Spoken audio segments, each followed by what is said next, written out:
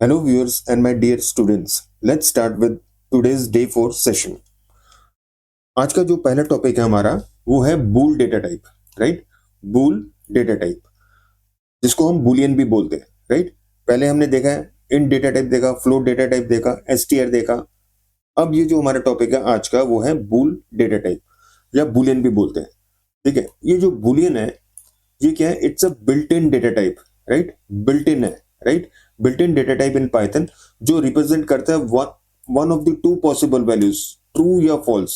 ठीक है, इसके सिर्फ दो ही पॉसिबल वैल्यूज हैं, ट्रू वैल्यू या फॉल्स वैल्यू, तीसरी कोई वैल्यू नहीं है, राइट? तो Boolean is a built in data type that represents one of the two possible values, true और फॉल्स। ठीक है, तो मैंने यहाँ अब ये ना एक चीज आपने नोट की होगी, बिल्ट इन, ये वर्ड बहुत बार आया बिल्ट इन। इसका एक्चुअली क्या मतलब है वो समझते हैं। इनबिल्ट, इनबिल्ट बोल या बिल्ट इन बोल लो, होता क्या है? बिल्ट इन एक ऐसी चीज है which is the part of the pythons core environment, right? Python environment का एक इंटेग्रल पार्ट है, राइट? और ये हमेशा प्री क्रिएटेड होता है और रेडी टू यूज होता है, राइट? प्रोग्रामर्स को मैनुअली क्रिएट करने की जरूरत नहीं है, राइट? तो बिल्ट इन एक ऐसी चीज है, वो पाइथन पाइथन के इन्वायरमेंट, पाइथन के कोर इन्वायरमेंट का पार्ट है और it's pre created, it's pre available and ready to use. आपको दोबारा उसको बनाने की जरूरत नहीं है, फ्रेशली बनाने की जरूरत नहीं है, राइट? क्योंकि वो अवेलेबल है, रेडी टू यूज है, तो आप उसको यूज करो, राइट? आपको कोई एफर्ट नहीं कराना, आपको कोई एफर्ट नहीं करना, सिर्फ वो चीज अवेलेबल है उसको यूज करना है। ठीक है,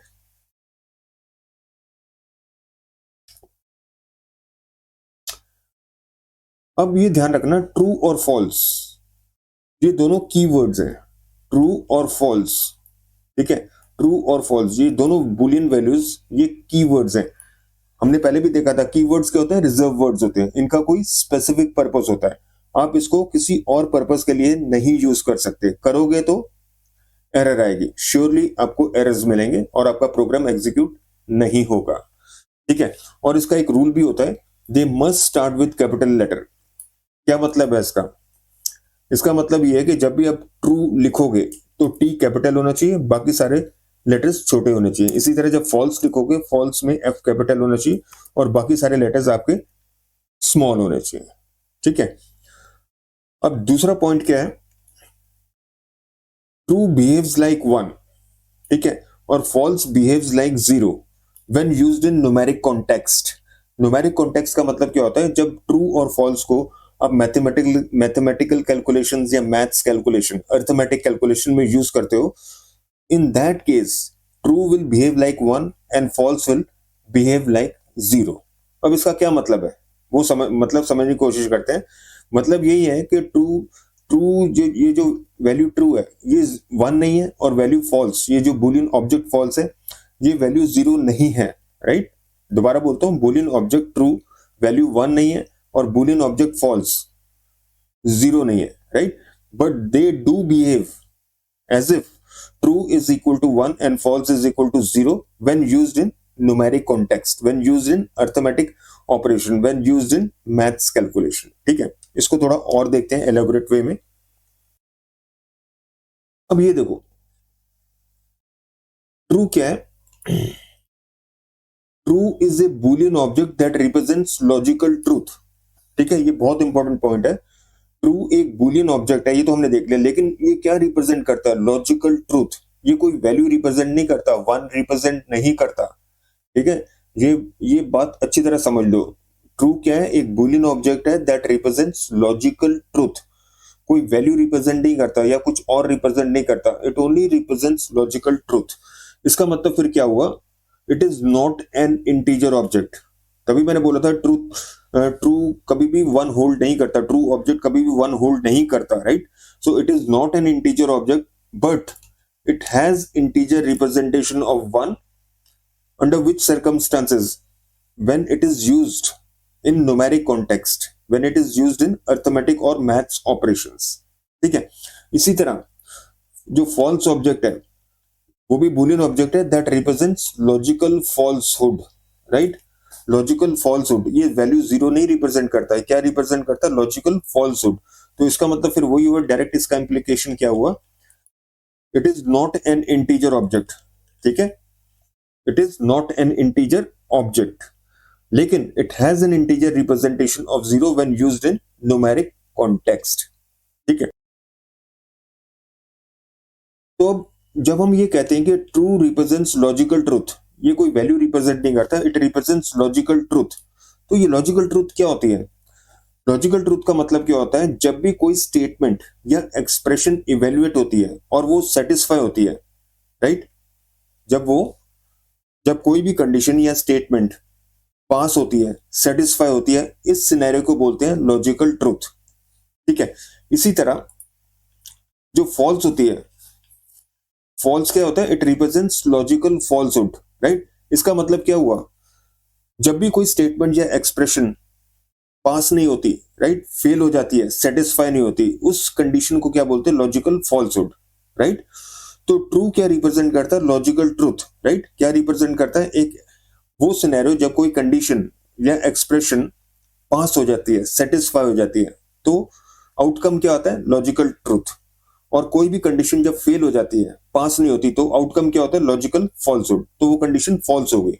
तो कंडीशन फेल होती है या पास होती है, कंडीशन ट्रू होती है या फॉल्स होती है, राइट। जब ट्रू होती है उसको बोलते हैं लॉजिकल ट्रूथ, और जब फेल होती है उसको बोलते हैं लॉजिकल फॉल्सहुड।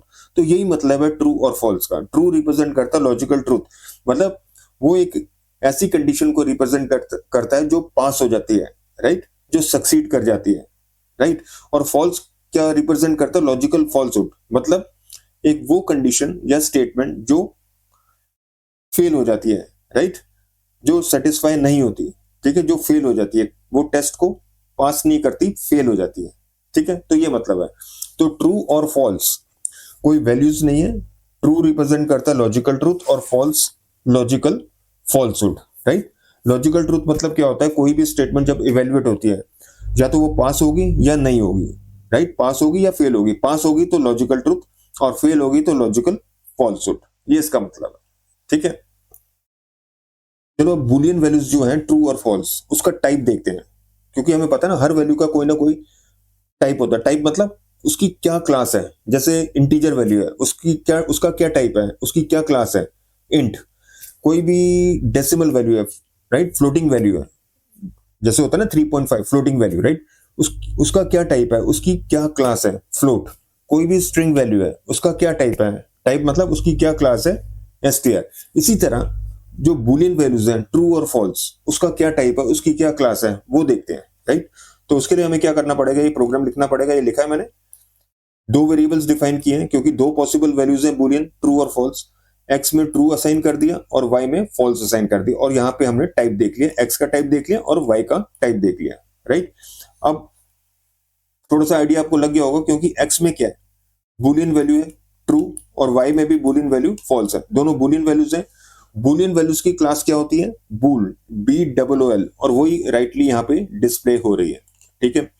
एक्स की वैल्यू भी बूल है और वाई की वैल्यू भी बूल है, ठीक है। चलिए VS कोड में चलते हैं और इस प्रोग्राम को एक्चुअली करके देखते हैं, ठीक है। तो ये VS कोड में आगे हम डे 4 में है, देखो यहाँ पे डे 4 है, ठीक है। डे 4 ऑलरेडी हमने फोल्डर्स बना रखे हैं। तो यहाँ पे पहली फाइल बनाते हैं अपनी पाइथन की, scr script1.py, scr1.py, enter press करें, ठीक है जी। तो आगे आप वही प्रोग्राम हम टाइप करते हैं। एक्स की वैल्यू थी ट्रू, वाई की वैल्यू थी फॉल्स, हो गया। तो हमेशा इट्स अ गुड आइडिया कि जो भी वैल्यूज हमने असाइन किए हैं वेरिएबल्स को, उनको प्रिंट करके देख लो कि एक्चुअली ये असाइनमेंट हुई है कि नहीं हुई है, या करेक्टली हुई है कि नहीं हुई है, ठीक है। तो कैसे प्रिंट करोगे? प्रिंट स्टेटमेंट से x is equal two comma और x, देखो इंडेंटेशन प्रॉपर होना चाहिए। पहला स्ट्रिंग है, ठीक है, जहां खत्म हो रहा है कॉमा और एक स्पेस, फिर उसके बाद दूसरा एलिमेंट y, ठीक है, और इसके बाद सेपरेटर, राइट। क्योंकि मैंने बोला ना कि जितने भी आउटपुट्स हैं उनको सेपरेट आउट करो, राइट, ताकि देखने में अच्छा लगे, यूजर इंटरफेस ठीक हो, देखने में अच्छा लगे। तो सेपरेटर आपको पता है कैसे करते हैं? कोई भी करेक्टर चूज कर लो, मैंने इक्वल टू कर लेता हूँ, मल्टीप्लाई बाय जितनी टाइम उसको रिपीट करना है, से 50 या 30 कर लो, स्क्रीन छोटा है यहाँ पे, 30 कर लो, ठीक। अब एक्स और वाई का टाइप करके देखते हैं, क्योंकि हमारा टॉपिक क्या है, हमें टाइप देखना है। बुलियन वैल्यूज ट्रू और फॉल्स जो है उनका टाइप क्या है। Type of x print type of y. ठीक है जी, सेव करो और इसको चला के देखो। देख रहे हो? एक सेकंड पे इसको क्लियर कर देते हैं पहले।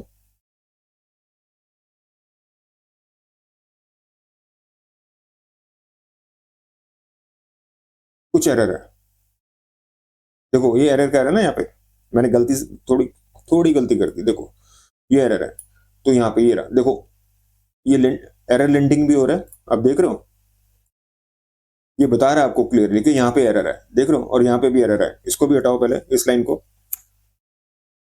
डिलीट करो इसको। यहाँ पे क्या एरर है, यहाँ पे कॉमा नहीं लगाया आपने। ठीक है, कॉमा नहीं लगाया, अब ठीक है, राइट, क्योंकि इसको क्लोज करना होता है ना आपको। वन सेकेंड, ये क्या किया हुआ मैंने? ओके, अब ठीक है। हाँ जी, अब ठीक है। सेव करो और इसको चलाओ, प्ले बटन दबाओ।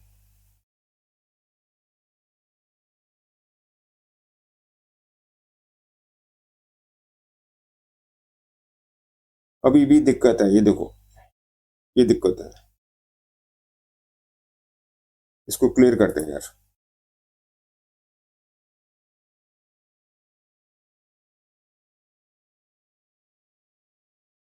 क्या दिक्कत हो सकती है, क्या दिक्कत है बताओ? दिक्कत ये है कि मैंने यहाँ कॉमा लगा दिया भाई, और यहाँ पे ये लगाना था। ठीक है, मल्टीप्लाई बाय 30। अब ये ठीक है, नाउ इट्स ओके। ठीक है, फाइनली ये हमारा एरर रिमूव हुआ। आप देख रहे हो, अगर एरर है तो आउटपुट नहीं आएगा आपका। ठीक है, अब ये एरर फ्री है। ठीक, इसको चलाओ। ठीक है, अब राइटली वैल्यूज आ गई हमारी।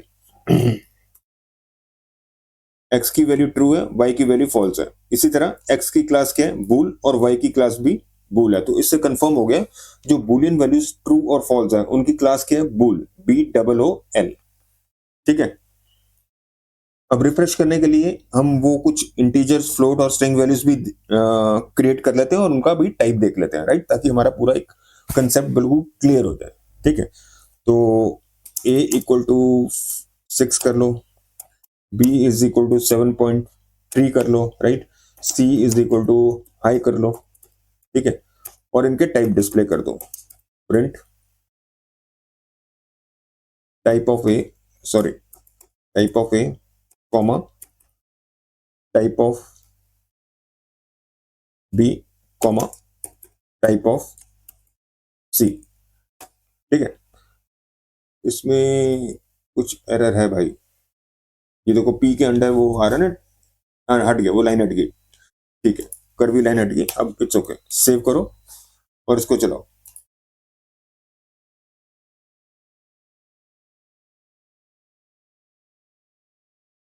ये देख रहे हो, आउटपुट आ गया। इंटीजर वैल्यू का इंट, डेसिमल वैल्यू का फ्लोट, और स्ट्रिंग वैल्यू का स्ट्रिंग क्लास आ गया। ठीक है, बुलियन का तो बुल बुल आ ही गया। ठीक है, तो इससे अब हमारा बिल्कुल क्लियर हो गया कि राइट, जब भी हम किसी वैल्यू का टाइप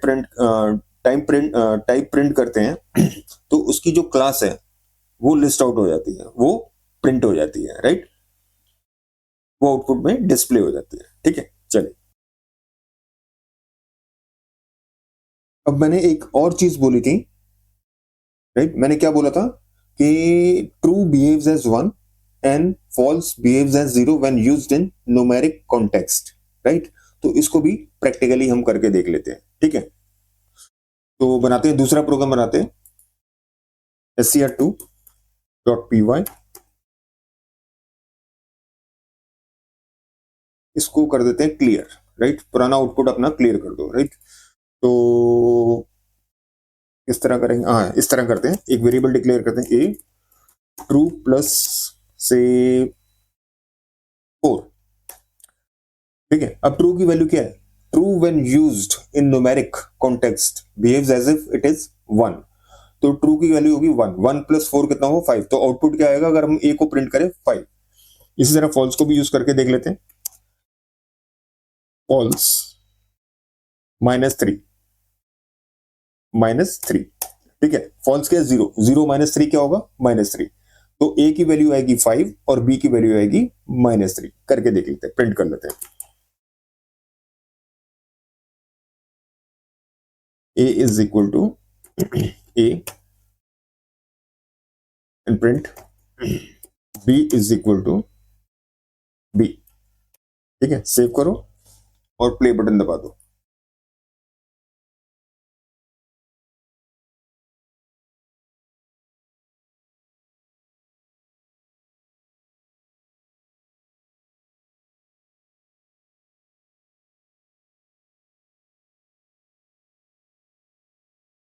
ठीक है, ये देखो आउटपुट आ गया आपका। ए की वैल्यू कितनी आई 5 एज एक्सपेक्टेड और बी की वैल्यू आई -3 एज एक्सपेक्टेड, राइट। तो इसका मतलब वो जो मैंने बोला था वो हमने प्रैक्टिकली करके देख लिया कि जो बुलियन वैल्यूज हैं they behave as 1 and 0, right, when used in numeric context. True क्या कैसे बिहेव करता है as if its value is 1, और फॉल्स कैसे बिहेव करता है as if its value is 0 when used in arithmetics, when used in mathematic calculations. ठीक है जी, तो ये बात होगी आप हमारी क्लियर। ठीक, चलो अब ये देखते हैं कि how Boolean values are created, are generated, right. पहले यूज देखते हैं using comparison operators, right. Comparison operator कौन से होते हैं, जैसे ग्रेटर देन हुआ, लेस देन हुआ, ये क्या हुआ इक्वालिटी ऑपरेटर, राइट, और ये क्या हुआ नॉट इक्वल टू, राइट। अब ए की वैल्यू 10 है और बी की वैल्यू 20 है, राइट। तो ए ग्रेटर देन बी क्या मतलब हुआ 10 ग्रेटर देन 20, ट्रू है या फॉल्स है, क्या 10 क्या 20 से ग्रेटर है, नहीं है, फॉल्स है ना, फॉल्स आ गया, ठीक है, फॉल्स आ गया। ए लेस देन बी, ए की वैल्यू कितनी है 10 और बी कितना है 20, ठीक है, 10 लेस देन 20, बिल्कुल ठीक बात है, ट्रू आ गया, ठीक है। ट्रू वैल्यू आपकी क्रिएट होगी, जनरेट होगी। क्या ए इक्वल टू बी है, क्या 10 इक्वल टू 20 है, नहीं है भाई, फॉल्स आ गया, बुलियन वैल्यू फॉल्स क्रिएट होगी आपकी। A not equal to b, 10 not equal to 20, बिल्कुल सही बात है, दोनों डिफरेंट वैल्यूज है, तो आउटपुट क्या आ गया आपका ट्रू आ गया, ठीक है जी। इसी तरह लॉजिकल ऑपरेटर्स होते हैं आपके, ठीक है। लॉजिकल ऑपरेटर कौन से होते हैं आपके, 3 होते हैं लॉजिकल ऑपरेटर्स, ठीक है। कौन कौन से, पहला होता है एंड, दूसरा होता है आपका और तीसरा नॉट, ठीक है, ऐसे भी लिखते हैं उसको, ठीक है, नॉट। तो 3 टाइप के लॉजिकल आपके गेट्स होते हैं, ऑपरेटर्स होते हैं, एंड और एंड नॉट, ठीक है। चलो इसको प्रैक्टिकली देखते हैं, राइट, चलते हैं वीएस कोड में, ठीक है, चलिए, ठीक है, इसको करते हैं क्लियर। पहले वाला आउटपुट, तीसरा प्रोग्राम बनाते हैं scr3.py, ठीक है। a इज इक्वल टू 10 लेते हैं, b इज इक्वल टू 20 लेते हैं, ठीक है। Print a is greater than b, क्या मतलब हुआ, a की वैल्यू कितनी है 10, b कितना है 20, 10 ग्रेटर देन 20, ठीक है। ऐसा करते हैं आउटपुट क्लैरिटी के लिए, ताकि आउटपुट भी बहुत क्लियर हो जाए आपको, ठीक है। इस तरह फॉर्मेट करते हैं आउटपुट को, 10 ग्रेटर देन 20, ठीक है, ए ग्रेटर देन बी, इस तरह कर लेते हैं, बिल्कुल क्लियर हो जाएगा, ठीक है। आपकी पूरी फॉर्मेटिंग हो जाएगी इस तरह। सॉरी एक एक्स्ट्रा आ गया, ठीक है, ठीक है, कॉपी पेस्ट कर रहा हूं मैं, आप मत करना प्लीज कॉपी पेस्ट, ठीक है। मैं सिर्फ फास्ट करने के लिए चीजें इसलिए कर रहा हूं, आप प्लीज मत करना कॉपी पेस्ट, ठीक है। एक तो लेस देन हो, ग्रेटर देन हो गया, एक लेस देन कर लो, यहाँ पे भी लेस देन करो, क्यों एक्चुअल ऑपरेशन तो यहाँ पे हो रहा है ना, और फिर यहाँ करो equal to, equality operator, actual operation operator यहाँ पे लगाना है आपको, और ये नॉट इक्वल टू, ये नॉट बोला था ना, नॉट, नॉट इक्वल टू, ये उल्टा कर देता है, नॉट इक्वल टू, ठीक है। तो ये चारों चीजें आपकी होगी, ठीक है। अब ये चेक करेंगे 10 ग्रेटर देन 20 है, इसका क्या आउटपुट है, 10 लेस देन का क्या आउटपुट है, 10 इक्वल टू का क्या आउटपुट है, 10 नॉट इक्वल टू का क्या आउटपुट है। ठीक है, फाइल को सेव कर लेना, चलाओ प्ले बटन। ठीक है जी, ये आउटपुट आ गया आपका। क्या 10 20 से ग्रेटर है, नहीं, फॉल्स, इसलिए वैल्यू फॉल्स आ गई। क्या 10 20 से लेस है, बिल्कुल है, वैल्यू ट्रू आ गई। क्या 10 20 के बराबर है, नहीं है, फॉल्स आ गई। क्या 10 नॉट इक्वल टू 20 है, दोनों डिफरेंट वैल्यूज है, इसलिए ट्रू आ गया। ठीक है, तो ये कंपैरिजन ऑपरेटर्स बिल्कुल क्लियर हो गए हमें। ठीक है, तो इससे ट्रूथ, जो ट्रूथ वैल्यूज है, ट्रू, जो बुलियन वैल्यूज है, ट्रू और फॉल्स, वो कैसे क्रिएट होती है, कैसे जनरेट होती है, ये हमने देख लिया। ठीक है जी। अच्छा, एक चीज है, जो एंड और एंड नॉट जो हमने किया था ना, वो मैं अभी होल्ड पे रख रहा हूँ। क्यों? क्योंकि अभी वो हमने ऑपरेटर्स नहीं किए। ठीक है, जो गेट्स है ना, बुलियन गेट्स, अभी डिस्कस नहीं किए।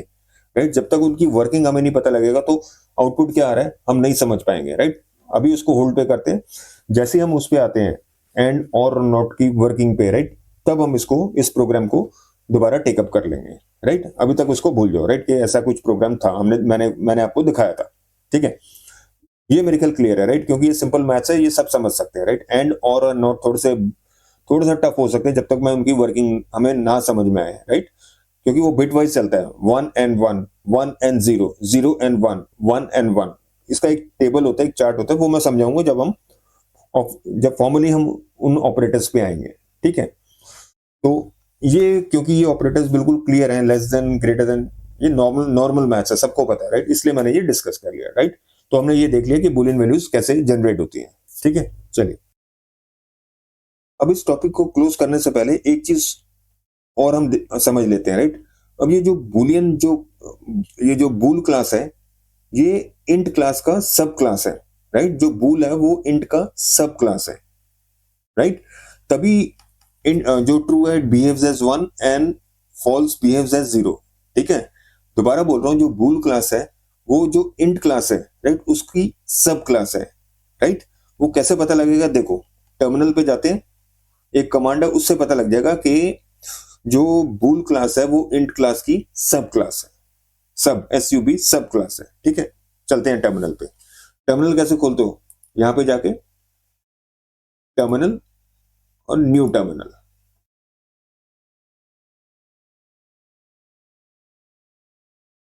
ठीक है, ये हम आ गए टर्मिनल पे। राइट, अब जाएंगे हम पाइथन शेल पे। तो क्या कमांड है उसकी, पाइथन।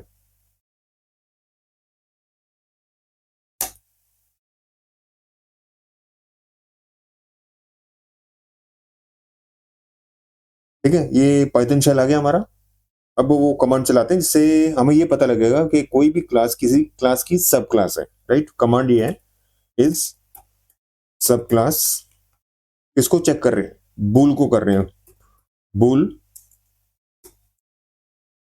Comma int. तो इस कमांड का क्या मतलब हुआ,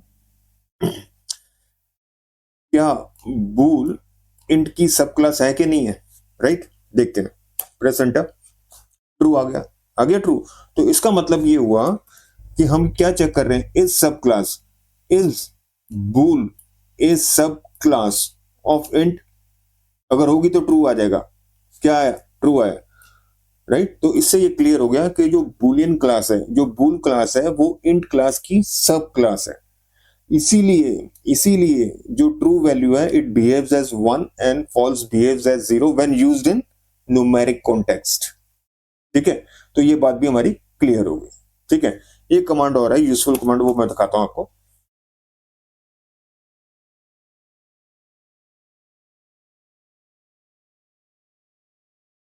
अब ये कमांड देखो,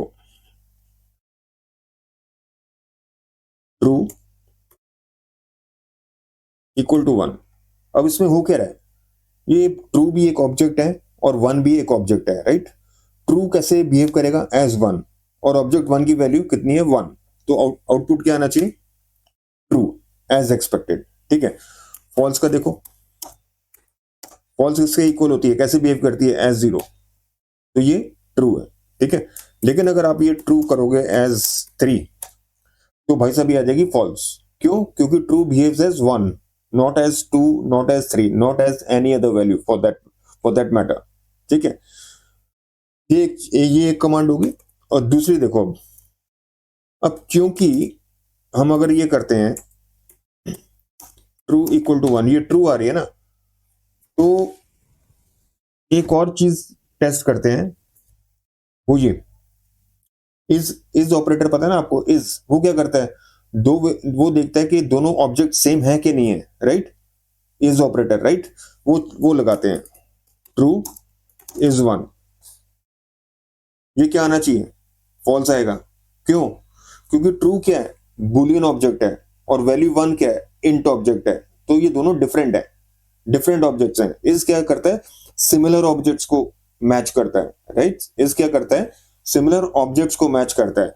और ये जो डबल इक्वल टू है, इक्वालिटी, वो सिर्फ वैल्यू चेक करता है ऑब्जेक्ट्स की। ऑब्जेक्ट किसी भी टाइप के हो सकते हैं, राइट, ऑब्जेक्ट किसी भी टाइप के हो सकते हैं। ये देखो देखो, दोनों चीजें मैंने प्रिंट कर ली,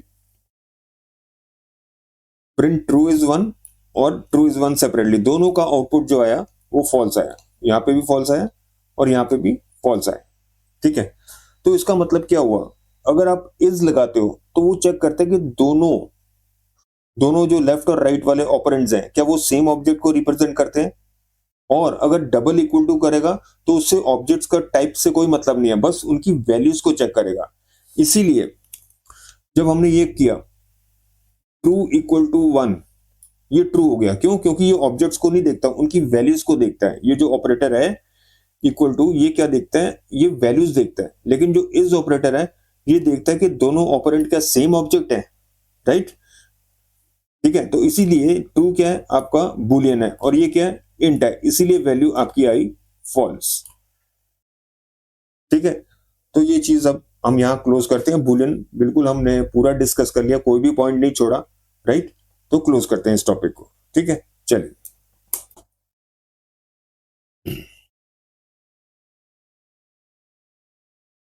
चलो फिर डे 4 का टॉपिक नंबर 2 लेते हैं, none type, NONE, right. N capital होगा और बाकी फॉलोइंग कैरेक्टर्स लोअर केस में, राइट। तो क्वेश्चन ये है कि what is none, right. Python में none represents the missing value, right, the absence of value, okay. So what none represents, the absence of value और missing value. It also means, you can also say that basically it is nothing, right, or it is no result, or it is no data, or nothing assigned as of yet, right। तो आप कैसे भी समझ सकते हो, right। तो none is basically missing value, absence of value, a value which has not been assigned as of yet, right। That's it।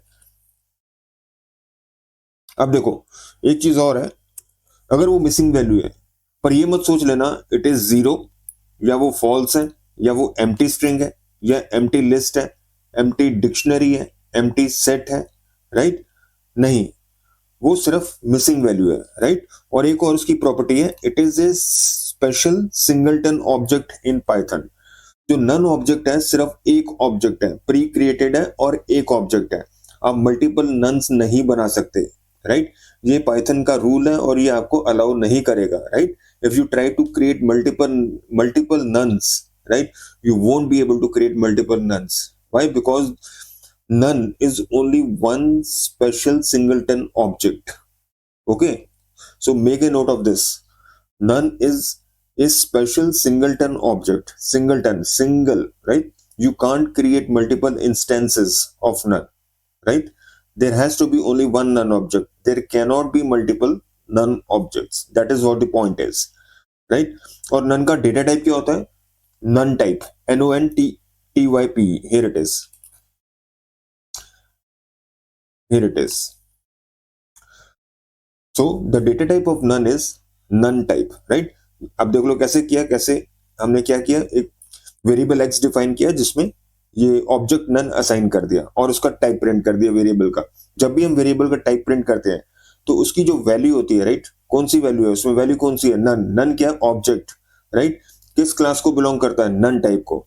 तो जैसे आप किसी वेरिएबल का टाइप प्रिंट करेंगे तो उसका जो ऑब्जेक्ट किस क्लास को बिलोंग करता है, किस क्लास का वो इंस्टेंस है, राइट, वो प्रिंट कर देगा, वो डिस्प्ले कर देगा।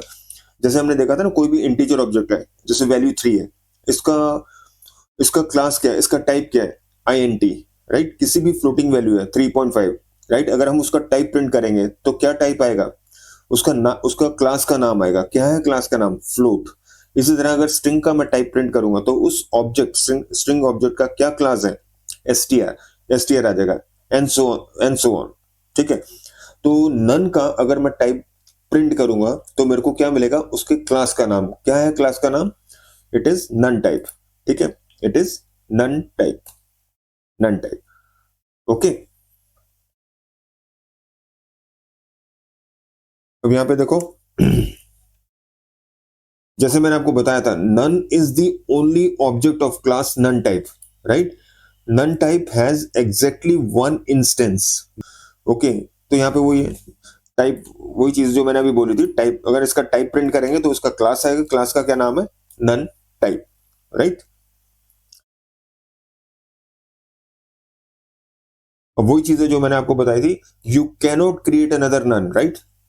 ओके, तो नन टाइप अगर आप ऐसा क्रिएट करने की कोशिश करेंगे आपको एरर आ जाएगा। ठीक है, ट्राई करना, definitely you will get an error, right. Python आपको अलाउ नहीं करेगा। Why, because it's as per the definition that none object has to be one singleton object, right? It's a singleton object, you can't create multiple nuns, right?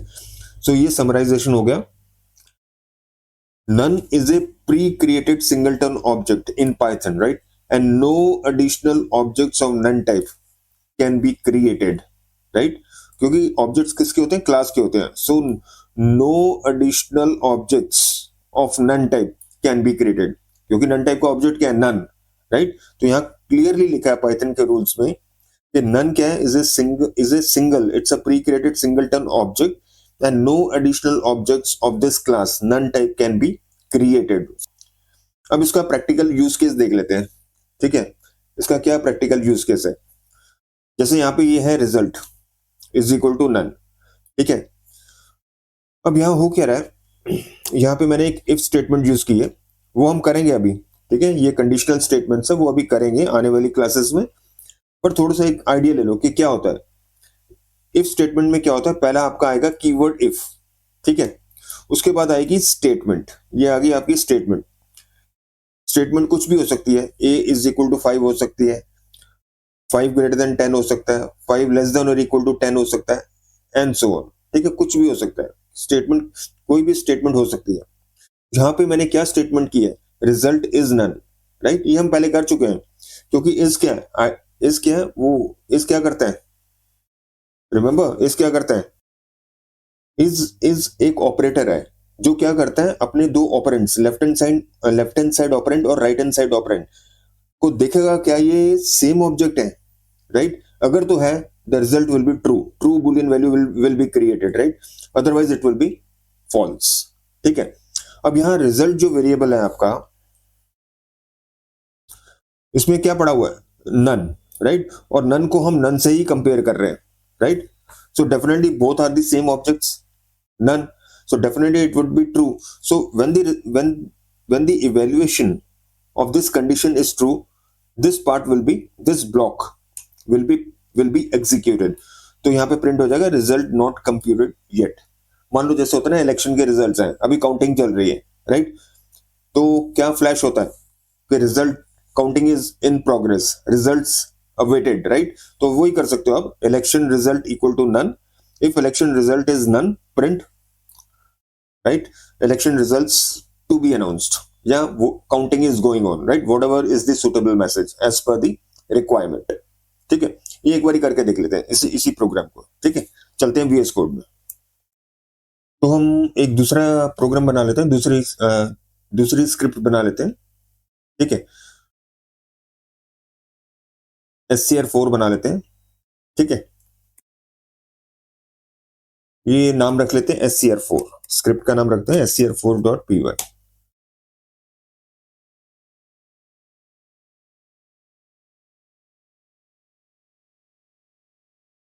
तो variable क्या declare किया था हमने, x। ठीक है, यहां आप सिंपल रखना है इलेक्शन रिजल्ट, राइट, ऐसे रख लो, right, is equal to none, क्योंकि अभी काउंटिंग चल रही है तो अभी रिजल्ट अनाउंस नहीं हुआ, right, you are not in a position to announce the result, right. अब यहाँ पे इफ स्टेटमेंट लगाओ, राइट। मैंने बोला था ना इफ स्टेटमेंट में क्या होता है, पहला ये इफ है, ये कीवर्ड है, रिजर्व वर्ड है, उसके बाद आती है आपकी स्टेटमेंट जो इवेल्युएट होगी, राइट। इधर it will evaluate to true और it will evaluate to false, right. If election result is none, right? if election result is none, यहाँ पे कोलन लगाना होता है, राइट। ये सिंटेक्स ध्यान से देख लो, यहाँ पे कोलन लगाना होता है और जैसे आप एंटर प्रेस करेंगे ना, देखो ऑटोमेटिकली इंडेंट हो गया कोड। ये इंपॉर्टेंट है, इंडेंटेशन बहुत इंपॉर्टेंट है। जैसे ये कंडीशनल स्टेटमेंट्स में ये ऑटोमेटिकली कर देगा, राइट। देख रहे हो यहाँ पे ये पहले कॉलम से नहीं आ रहा, ये जो आ रहा है यहां से आ रहा है आपका, ठीक है, यहां से आ रहा है, यहाँ पहले कॉलम से नहीं आ रहा, ठीक है। You getting the point.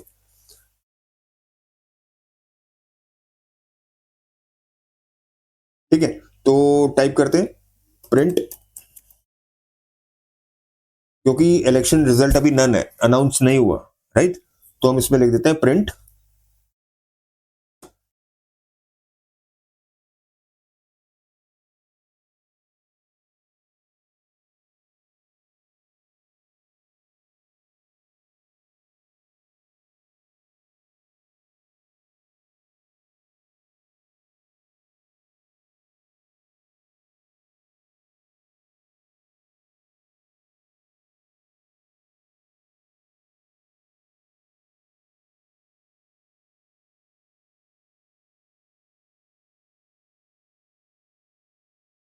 ठीक है, तो ये मैंने टाइप कर दिया, if election result is done print results to be announced.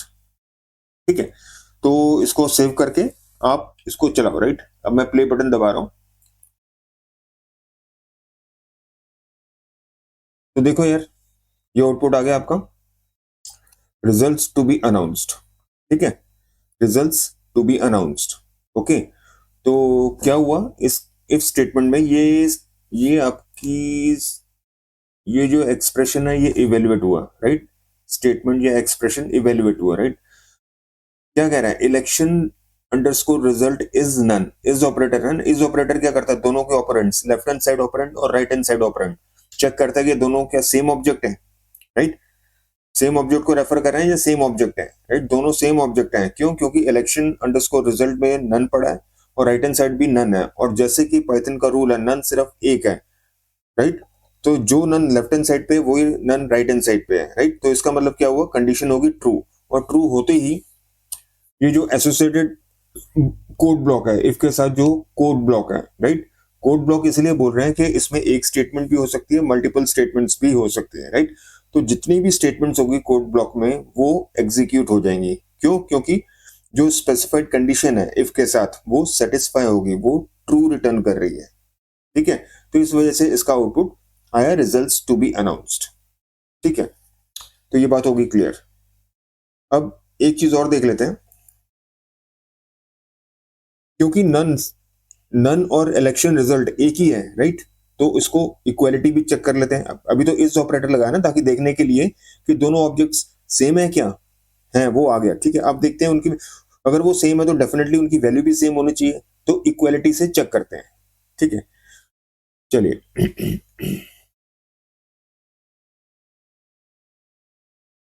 Election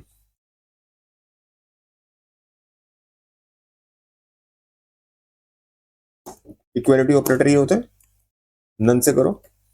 ठीक है, तो ये भी ट्रू आएगा। ठीक है, तो ये भी ट्रू आएगा।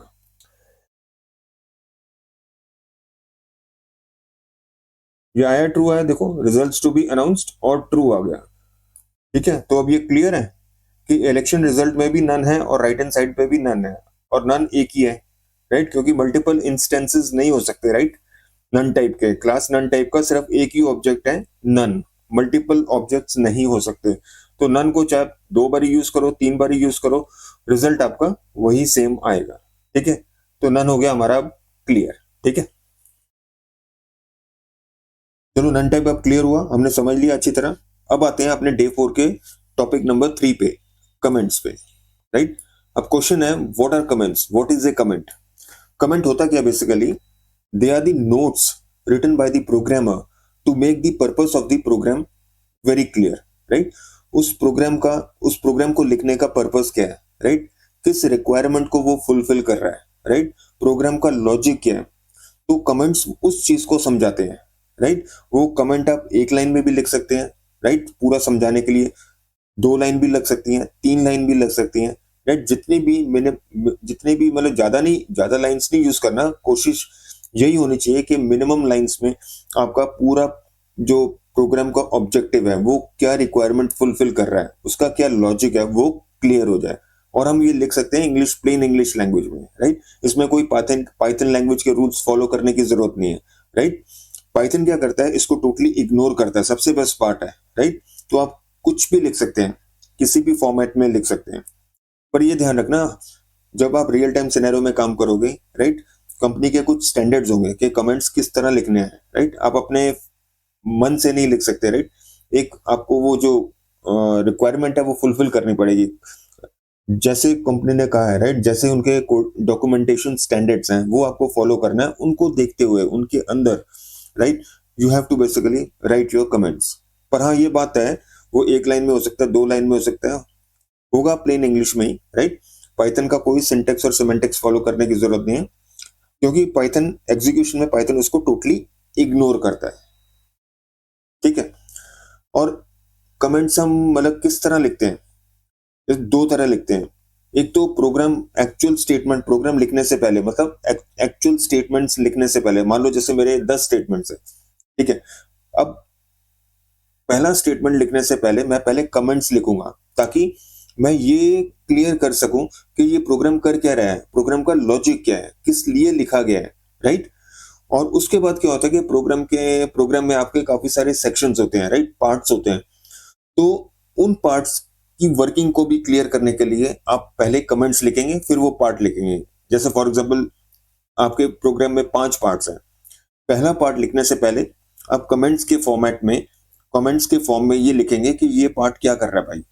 इसी तरह दूसरा पार्ट लिखने से पहले आप कुछ कमेंट्स लिखेंगे, राइट? वो 1 लाइन का भी हो सकता है, 2 लाइन का भी हो सकता है, जो क्लियर करे कि पार्ट 2 मैं क्यों कोड कर रहा हूं, मैं क्यों टाइप कर रहा हूं। इसी तरह part 3, part 4 and so on, ठीक है? तो बॉटम लाइन ये है कि कमेंट्स का बेसिकली पर्पस क्या होता है, कि प्रोग्राम कर क्या रहा है, राइट? एक पैराग्राफ में, लाइंस में, ताकि कोई भी पढ़े उसको ये क्लियर हो जाए कि भाई प्रोग्रामर ने इस प्रोग्राम में क्या करवाने की कोशिश की है, उसका क्या लॉजिक है, राइट? अब देखो सिनेरियो क्या होता है, जैसे मान लो, अब मैं रियल टाइम इसका वो बताता हूँ कि क्या रिक्वायरमेंट, मतलब इसका प्रैक्टिकल यूजेज क्या है। होता क्या है, जैसे मैं कंपनी में काम कर रहा हूँ, मैंने कोई प्रोग्राम लिखा, राइट? अब जाहिर सी बात है, प्रोग्राम जब आप लिखते हो, राइट, उसमें चेंजेस जरूर होते हैं। आज आपने लिखा, प्रोडक्शन में गया, चल रहा है, लेकिन 2 दिन बाद, 3 दिन बाद, 5 दिन बाद, हफ्ते बाद कभी ना कभी चेंजेस आएंगे, राइट? क्लाइंट कहेगा कि मेरे को ये चेंजेस करने हैं, क्योंकि मार्केट सिनेरियो के हिसाब से रिक्वायरमेंट्स चेंज होती रहती हैं, राइट? और भी कुछ आपको प्लस माइनस करना पड़ता है, जो प्रोग्राम आपका सक्सेसफुली प्रोडक्शन में चल रहा है, ठीक है? अब सीन ये है कि मैंने प्रोग्राम लिखा, राइट? अब जब चेंजेस आए, मैं उस दिन छुट्टी पे हूं, मैं मेडिकल लीव पे हूं, जब कोई भी इमरजेंसी है। अब होगा क्या? अब ऐसा तो नहीं है कि जब तक मैं वापस अपना ड्यूटीज रिज्यूम ना कर लूं, वो करेक्शन, वो चेंजेस रुके रहेंगे? नहीं, चेंजेस नहीं रुकेंगे, ऑफिस का काम नहीं रुकता, ठीक है? तो क्या होगा, मेरा कोई टीम मेंबर होगा, उसको दे दिया जाएगा, ठीक है? उसको बोल दिया जाएगा, भाई ये प्रोग्राम है, मिस्टर एक्स ने लिखा है, अब ये चेंजेस आपको इस पे इंप्लीमेंट करने हैं, ठीक है? लेकिन अब उस पर्सन के लिए क्या मुश्किल आएगी, अगर आपने प्रॉपर कमेंट्स नहीं लिखे, तो उसका बहुत सारा टाइम ये समझने में चला जाएगा कि प्रोग्राम में हो क्या रहा है, राइट? ही विल बेसिकली उसका बहुत, मतलब ही will spend a lot of time to understand the logic of the program, right? क्योंकि ये फैक्ट है कि किसी भी प्रोग्राम में अगर आपको चेंजेस करने हैं, तो उसकी वर्किंग, राइट, उसका लॉजिक बिल्कुल क्लियर होना चाहिए, तभी आप चेंजेस करने के लिए बैठोगे। Otherwise it would be a disaster, right? Program हमेशा क्रैश करेगा फिर, राइट? पता नहीं कब क्रैश कर जाए, राइट? तो कमेंट्स यहाँ पे हेल्प पे आते हैं। उस बंदे को ना कमेंट्स पढ़ते ही पता लग जाएगा प्रोग्राम का लॉजिक क्या है, तो उसका कितना सारा टाइम सेव होगा। क्यों? क्योंकि उसको पहले पढ़ने की जरूरत नहीं है, एक एक लाइन पढ़ने की जरूरत नहीं है, just to understand the logic of the program. वो फटाफट कमेंट्स के थ्रू उसको बहुत अच्छा आइडिया हो जाएगा, this is what the program is doing, right. और मेरे को अब चेंजेस कहाँ पे कर रहे हैं, तो उसका पूरा प्राइम फोकस कहाँ पे होगा, to implement the changes, not to understand what the program is doing at the first time. ठीक है, तो ये फायदा होता है कमेंट्स का। और दूसरा फायदा क्या है, मान लो मैंने प्रोग्राम लिखा, राइट। अब मैं तुम्हें बता रहा हूँ ये क्या होता है, प्रैक्टिकली क्या होता है। मैंने आज प्रोग्राम लिखा, मान लो 6 महीने बाद फिर मेरे पास वापस आता है, राइट। बिलीव करो, ट्रस्ट करो, आप सरप्राइज हो जाओगे कि ये प्रोग्राम में मैंने क्या किया हुआ है, राइट। मेरे को समझ नहीं आएगा कि मैंने किया क्या हुआ है, राइट।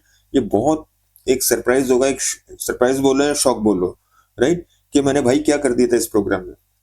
लेकिन उस टाइम कमेंट्स आपके रेस्क्यू में आएंगे, आपको बहुत बड़ा एक हेल्प होगा, आपकी लाइफ इजी कर देंगे, आपको पढ़ते ही पता लग जाएगा, राइट। भले मैंने ही प्रोग्राम बनाया था, राइट, 6 महीने पहले, लेकिन मैं सब कुछ भूल चुका हूँ, राइट।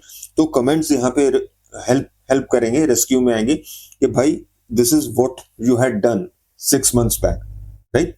तो मैं फटाफट मैं भी चेंजेस पे फिर फोकस कर सकता हूँ, राइट, क्योंकि very quickly I will recall as to what I had done, right, 6 months back. You getting the point. क्योंकि होता है कि हम ओवर द पीरियड, हम इंडस्ट्री में आप बहुत सारे प्रोग्राम्स बनाओगे, राइट। Over the period of time आप भूल जाओगे कि भाई मैंने ये क्या बनाया था, तो वहां कमेंट्स आपका हेल्प, आपको बहुत बड़ी एक एज ए हेल्प आती है। ठीक है, तो ये चीज है। चलिए, ये तो सारा हो गया इसका, जो पर्पस क्लियर हो गया कि कमेंट्स हम क्यों लिखते हैं, just to make the logic of the program clear, right, so that subsequently if you want to make changes, right, very easily they can be implemented, right. You need not spend time or break your head in trying to understand what was the logic of, or what is the logic of this program, right.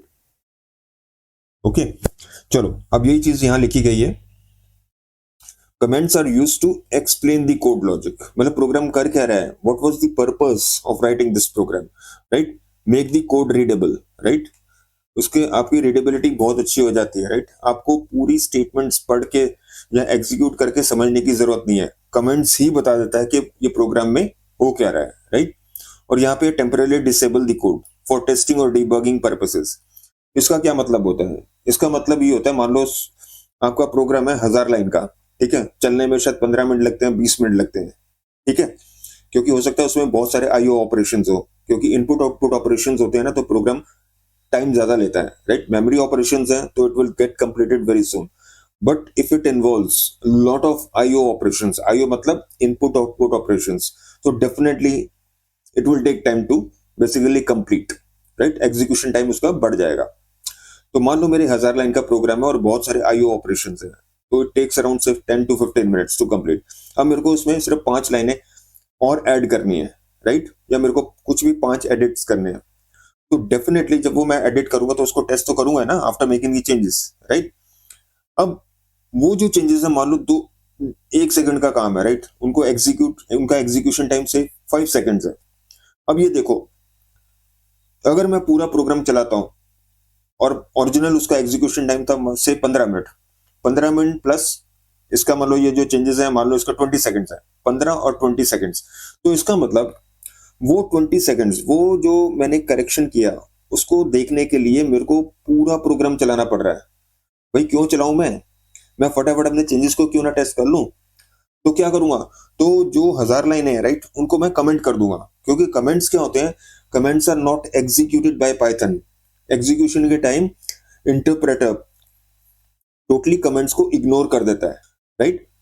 तो ये benefit होता है, right. एक तो code आपका readable हो गया, और दूसरा it is not executable, right. During the execution the comments are totally ignored by the Python interpreter, ठीक है। तो इससे क्या होगा कि अगर आप जो चीज आपको नहीं चाहिए उसको कर दो कमेंट, और जो चीज चलानी है उसको अनकमेंटेड रखो, ताकि वही चीज चले, राइट, वो 15 मिनट आपके वेस्ट ना हो। You getting the point. तो ये बेनिफिट होता है, तो इसीलिए कहते हैं टेम्पररी डिसेबल द कोड। ये सिर्फ टेस्टिंग पर्पसेस के लिए होता है, मतलब जो चीज चाहिए उसको अनकमेंटेड रखो, और जो चीज नहीं चाहिए उसको कमेंट आउट कर दो, क्योंकि हमें पता है कि जो कमेंट्स है, जो कमेंटेड आउट पोर्शन है जो कोड का, दैट वोंट गेट एग्जीक्यूटेड। तो आपका जो टाइम सेव हो जाएगा, टेस्टिंग का टाइम सेव हो जाएगा, ठीक है। तो अब मेरे ख्याल ये पूरा पर्पस आपको, या working purpose of the comments और the working of the comments अब आपको क्लियर है, राइट। कमेंट्स होते हैं pieces of text, right, piece of text या नोट्स या lines, right, to make the purpose of the program clear, and they are totally ignored by the Python interpreter. तो execution के time उनको ignore कर दिया जाता है, मतलब ये समझ लो कि जैसे वो है ही नहीं, right, they weren't there in the program, right, at the first time. ठीक है, तो ये चीज होगी आपकी। अब प्रैक्टिकली देख लेते हैं किस तरह कमेंट्स लिखते हैं।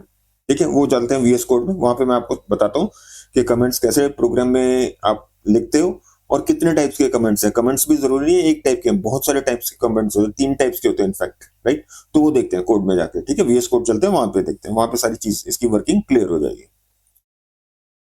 तो इसके लिए कमेंट्स के लिए हम एक अलग स्क्रिप्ट बना लेते हैं, न्यू फाइल।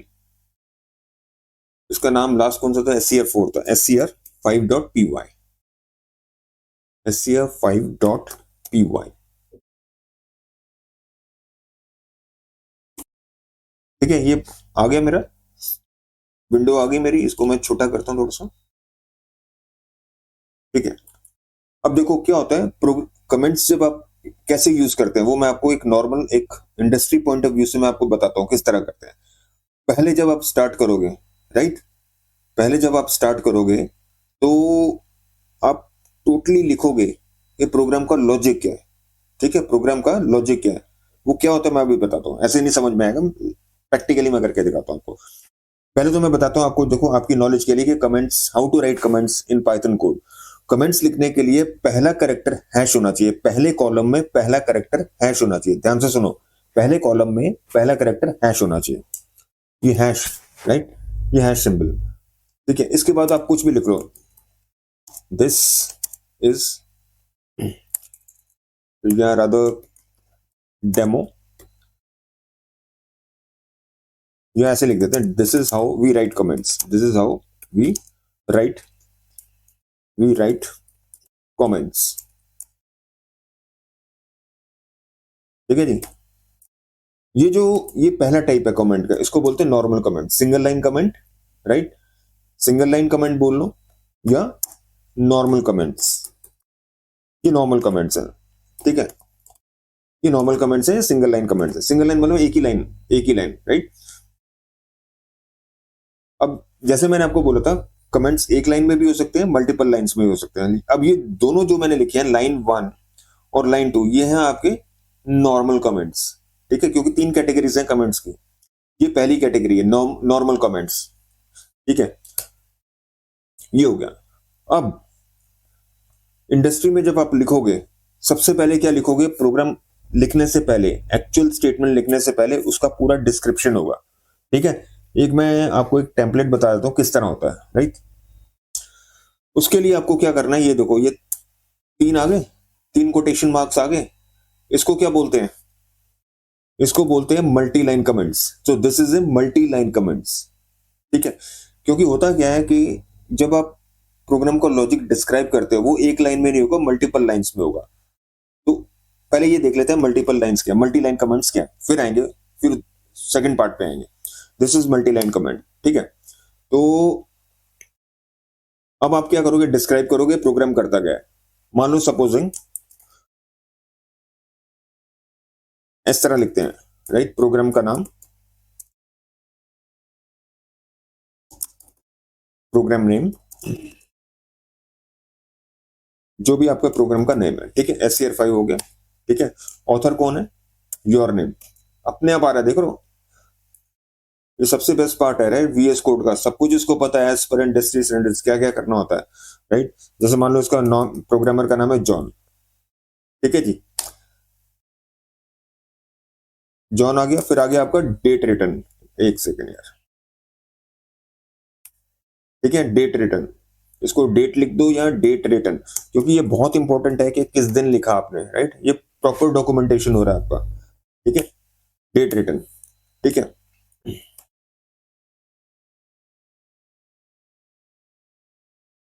अब देखो पर्पस, देख रहे हो पर्पस, क्या पर्पस है वो आपको डिस्क्राइब करना है अब आपको।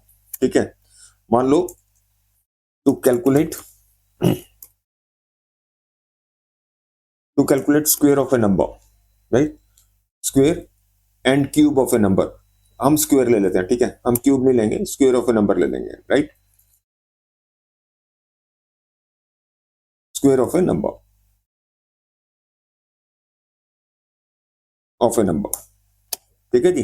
तो पूरा आपको दिखाना है, और वर्जन, क्योंकि जब भी आप प्रोग्राम लिखते हो वो पहला वर्जन है, और जब सब्सिक्वेंट चेंजेस आते हैं तो उसके वर्जन आपके बढ़ते रहते हैं, ठीक है। क्योंकि ये मेरा पहला प्रोग्राम है तो वर्जन 1.0, अगला आएगा 1.1, अगर टोटल चेंज होगा तो फिर पहला चेंज हो जाएगा, 2 पॉइंट सीरीज शुरू होगा।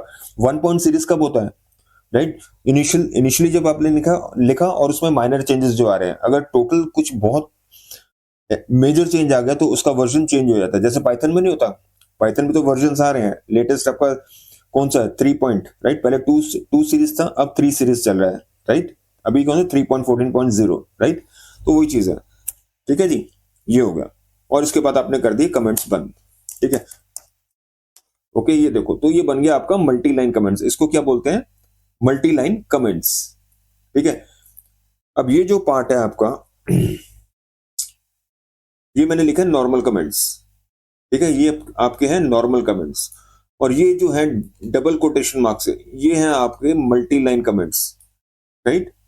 ये हैं मल्टी लाइन कमेंट्स। तो दो टाइप के हमने देख लिए कमेंट्स, एक तो नॉर्मल कमेंट्स और एक मल्टी लाइन कमेंट्स, ठीक है। और ये बिल्कुल जो प्रोग्राम लिख रहा हूं मैं इंडस्ट्री स्टैंडर्ड्स के हिसाब से लिख रहा हूं, right? What you would be expected to write, right, when you working in your office, ठीक है। तो हाँ, जाहिर सी बात है, ये तो मैंने सिर्फ आपको डेमो पर्पसेस के लिए दिया है ना। ये आप नहीं लिखोगे 1 2, ये 2 लाइनें नहीं लिखोगे, ये तो सिर्फ मैं बताने के लिए कि नॉर्मल कमेंट्स कैसे लिखते हैं, मल्टी लाइन कमेंट्स कैसे लिखते हैं, और अभी अभी देखेंगे इनलाइन कमेंट्स कैसे लिखते हैं, ठीक है जी। अब आते हैं इनलाइन कमेंट्स पे। जैसे मेरे को square of a number calculate करना है, स्क्वायर ऑफ ए नंबर मतलब 3 into 3, 4 into 4, राइट? तो मैं कर लेता हूँ a इज इक्वल टू से 5,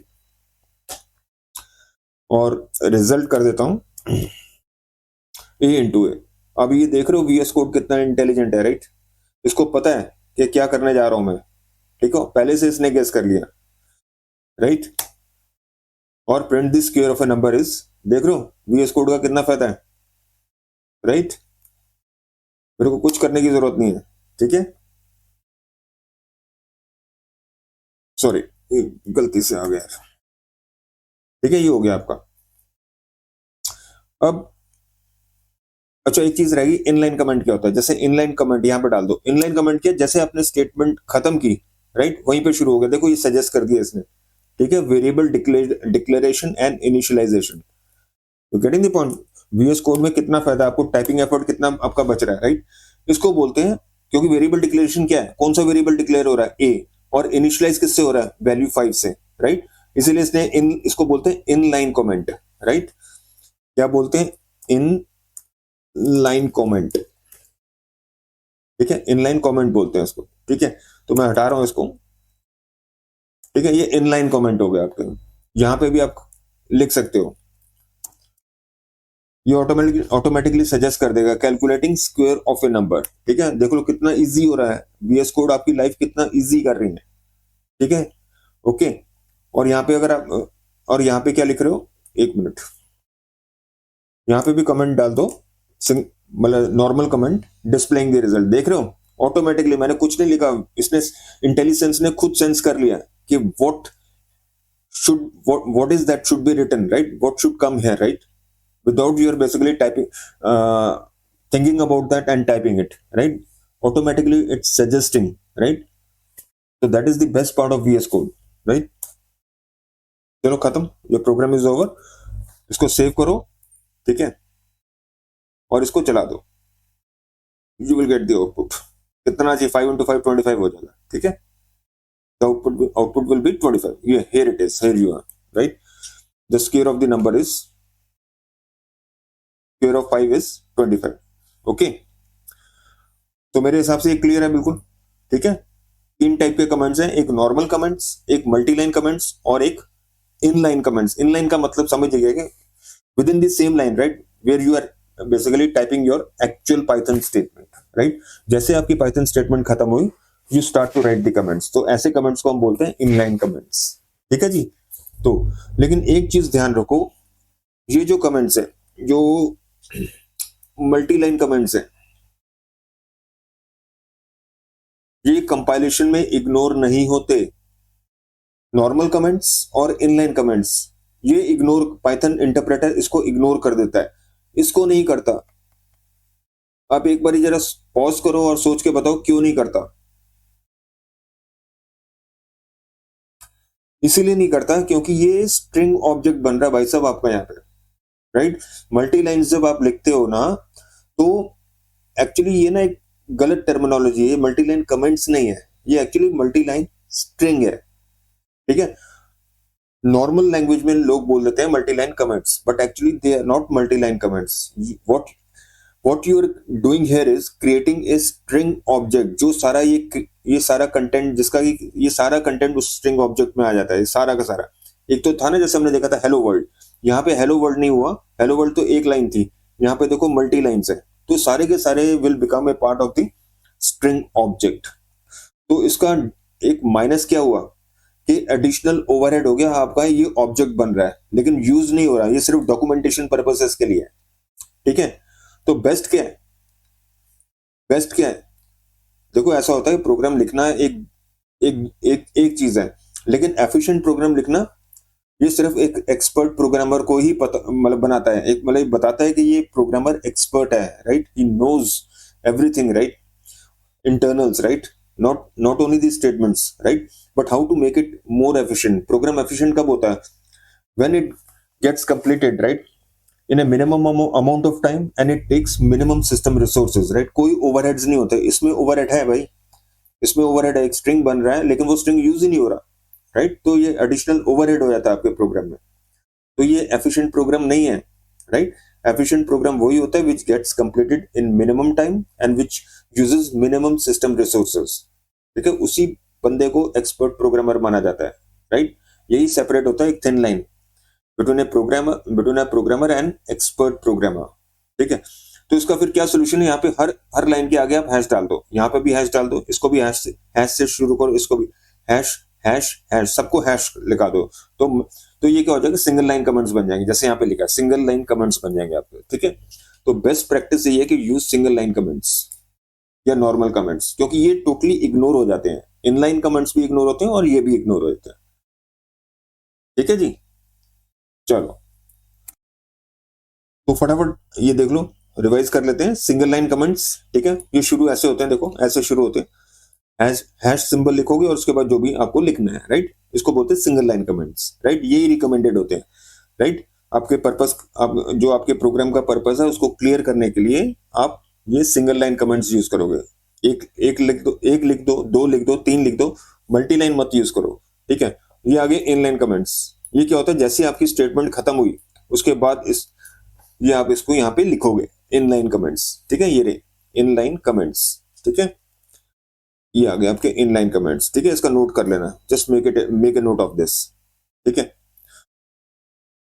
और तीसरी कैटेगरी थी मल्टी लाइन कमेंट्स, ठीक है, मल्टी लाइन कमेंट्स, ठीक है। अब देखो दूसरे नॉर्मल लैंग्वेजेस में क्या होता है, जैसे ये शुरू होते हैं, इससे शुरू होते हैं और इस सिंबल से खत्म होते हैं, राइट, स्लैश एस्ट्रिक से शुरू होते हैं और स्लैश एस्ट्रिक और एस्ट्रिक स्लैश से खत्म होते हैं, राइट, ये दूसरे लैंग्वेजेस में, ठीक है। पाइथन में ये कंसेप्ट नहीं है, पाइथन में फिर कैसे इस चीज को इंप्लीमेंट करते हैं, वो मल्टी लाइन स्ट्रिंग से, मल्टी लाइन से, राइट, वो देखो यहाँ पे ये ट्रिपल कोटेड स्ट्रिंग्स, देखो दे आर स्ट्रिंग लिटरल्स, देखो बहुत क्लियरली बोल रहा है, important, they are not comments, they exist in memory. Overhead हो रहा है ना, एक ऐसी चीज जो यूज ही नहीं हो रही, राइट, तो ये ध्यान रखना, राइट, ये मल्टी लाइन कमेंट्स छोड़ दो, मत यूज करो, क्योंकि ये एक स्ट्रिंग ऑब्जेक्ट है जो यूज ही नहीं हो रहा, ठीक है, पर लोग यूज करते हैं, आप नहीं रोक सकते यार की, ठीक है, अब लिखने वाले लिखते हैं, ठीक है।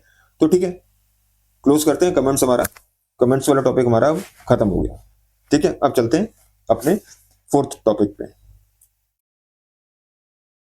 अब देखो यार, फोर्थ टॉपिक है हमारा एस्केप सीक्वेंसेस, ये भी बहुत इंपॉर्टेंट टॉपिक है और राइट बहुत यूज है, इसका यूजेज बहुत है, राइट, आप इसको इग्नोर नहीं कर सकते, इसकी अंडरस्टैंडिंग होना बहुत जरूरी है, राइट।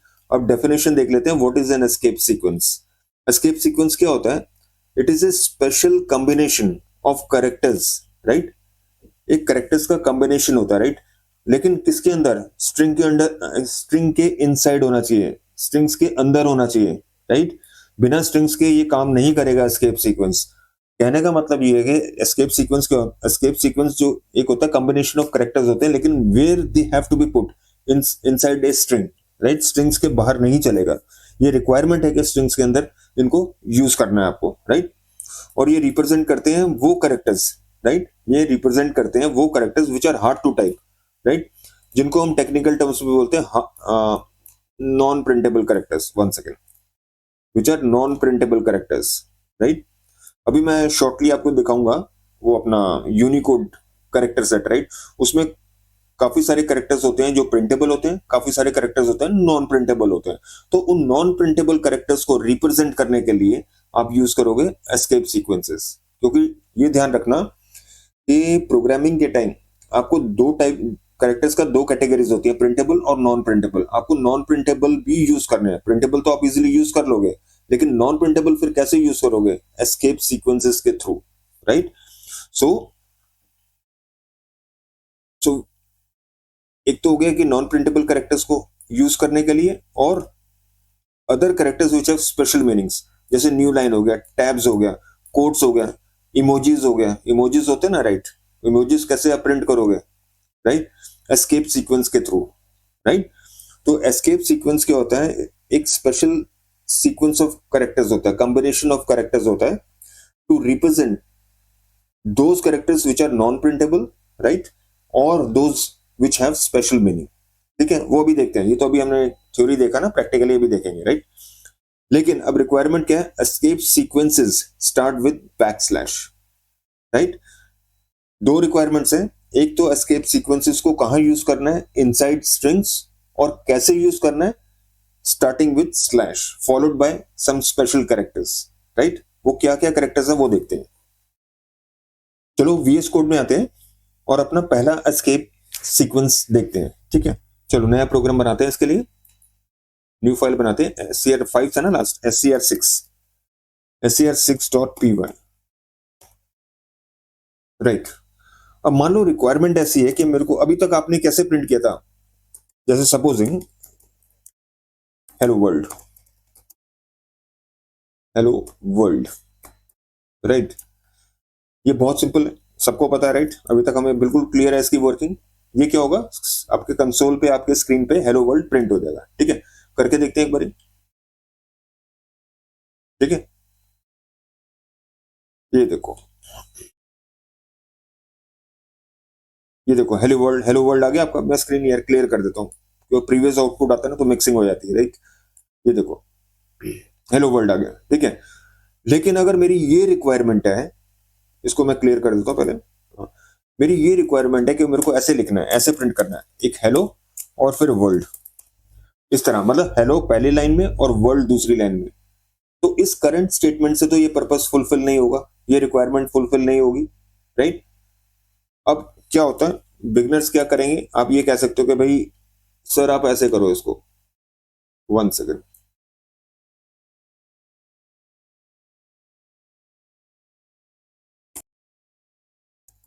प्रिंट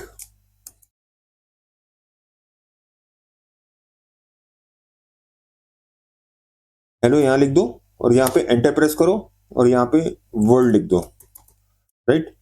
शायद इससे काम बन जाए। ठीक है, एंटर किया। ठीक है, ये स्टेटमेंट लिख दिया आपने। हेलो एक लाइन में लिख दिया, मतलब ये सोच के कि हेलो पहले आएगा और वर्ल्ड आ जाएगा दूसरी लाइन में। ठीक है, लेकिन अब दिक्कत क्या हुई? ये आ जाएगा एरर आपका। ये पहले इसने एरर आपको देखो डिटेक्ट कर सकते हो। ये जो ब्रैकेट है ना स्टार्टिंग, ये इसमें रेड हो रही है, राइट? नॉर्मली क्या होनी चाहिए? येलो होनी चाहिए थी, राइट? रेड हो रही है, मतलब एरर है। ठीक है, मतलब एरर है। अब देखो कैसे होता है, लिंटिंग हो रहा है। ये देखो, ये दिखा रहा है ना, कर्वी लाइन आ रही है, यहां से एरर शुरू हो रहा है, राइट? यहाँ पे खत्म हो रहा है। अब ये देखो, यहाँ पे देख रहे हो किस तरह होता है एरर डिटेक्शन? डिटेक्शन कैसे होता है? तीन एरर्स हैं, राइट? एक पहली लाइन में, दूसरी लाइन में, तीसरी लाइन में। यहाँ पे भी देखो प्रॉब्लम्स, तीन तीन प्रॉब्लम्स है, देखो। वॉज नॉट क्लोज्ड, ठीक है? तो बहुत सारे, literal is unterminated, right? Statements must be separated by new lines और सेमीकोलंस। ठीक है, ये तीन एरर्स इसने डिटेक्ट किए हैं, राइट? ये आप देख लेना, धीरे धीरे समझ में आ जाएगा, राइट? अब पता कैसे लगेगा, बस आप ये समझ लो, ये 3, ठीक है, ये यहाँ पे इस तरह के ये कर्वी लाइंस आ जाएंगी, तो इसका मतलब ये एरर्स है, यहाँ पे प्रॉब्लम्स आएंगी, यहाँ पे देख लेना, एक एक लाइन बताएगा। This was not close, string letter is unterminated, statements must be separated by new lines. ठीक है, वो इसीलिए है कि आपने ये स्ट्रिंग शुरू तो किया, लेकिन खत्म खत्म भी आपको सेम लाइंस पे करना है, राइट, सेम लाइन पे करना। आपने क्या किया, यहाँ पे एंटर प्रेस कर दिया और यहाँ से कंटिन्यू करना शुरू कर दिया, ये गलत है, ये गलत है। तो इसका फिर अब क्या सोल्यूशन है, एस्केप सीक्वेंसेस हमारे रेस्क्यू पे आते हैं, हमारी हेल्प करते हैं।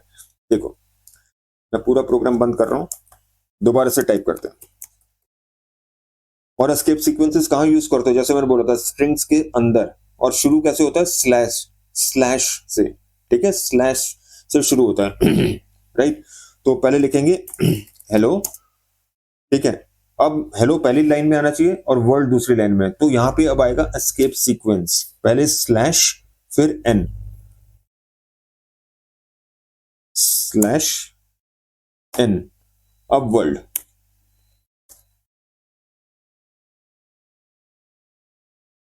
One second, some mistake I make. हाँ, yeah, here it is, right? So now the things are okay. Yeah, they're okay. ठीक है, अब ये देखो कैसे लिखा है मैंने, ठीक है, यहाँ पे एस्केप सीक्वेंस कौन सी मैंने यूज की है, ये स्लैश एन। स्लैश एन क्या होता है, न्यू लाइन होती है। स्लैश एन क्या होता है, one second, slash n, one second, slash n, इसको बोलते हैं new line, new line character. Slash n क्या होता है, न्यू लाइन होता है, right.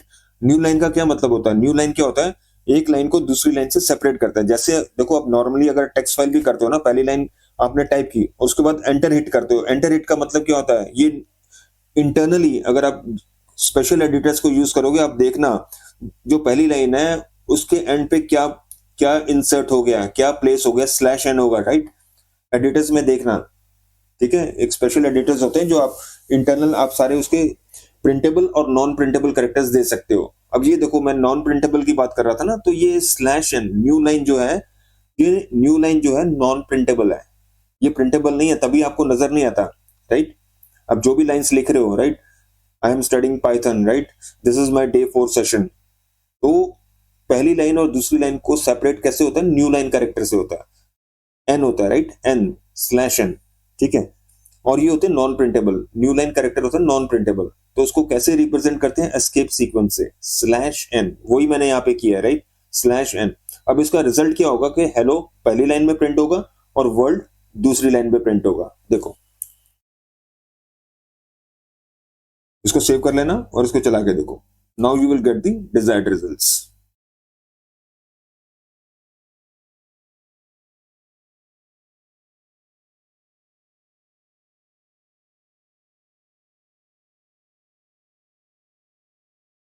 Look, this is the output, hello world, right, and this is what we wanted, right। ये hello पहली लाइन में है, वर्ल्ड दूसरी लाइन में है, ये कैसे पॉसिबल हुआ, escape sequence slash n, new line character से मैंने दूसरी जो दूसरा दूसरा वर्ड था उसको सेकंड लाइन से शुरू कर दिया, ठीक है जी। तो ये आपका पहला एस्केप सीक्वेंस हो गया। और दूसरा क्या होता है, जैसे टैब्स डालने हैं, हेलो और वर्ल्ड के बीच में आपको टैब डालने हैं, तो उसका एस्केप सीक्वेंस क्या होता है, स्लैश टी, टी होता है टैब के लिए, राइट। देखो प्रिंट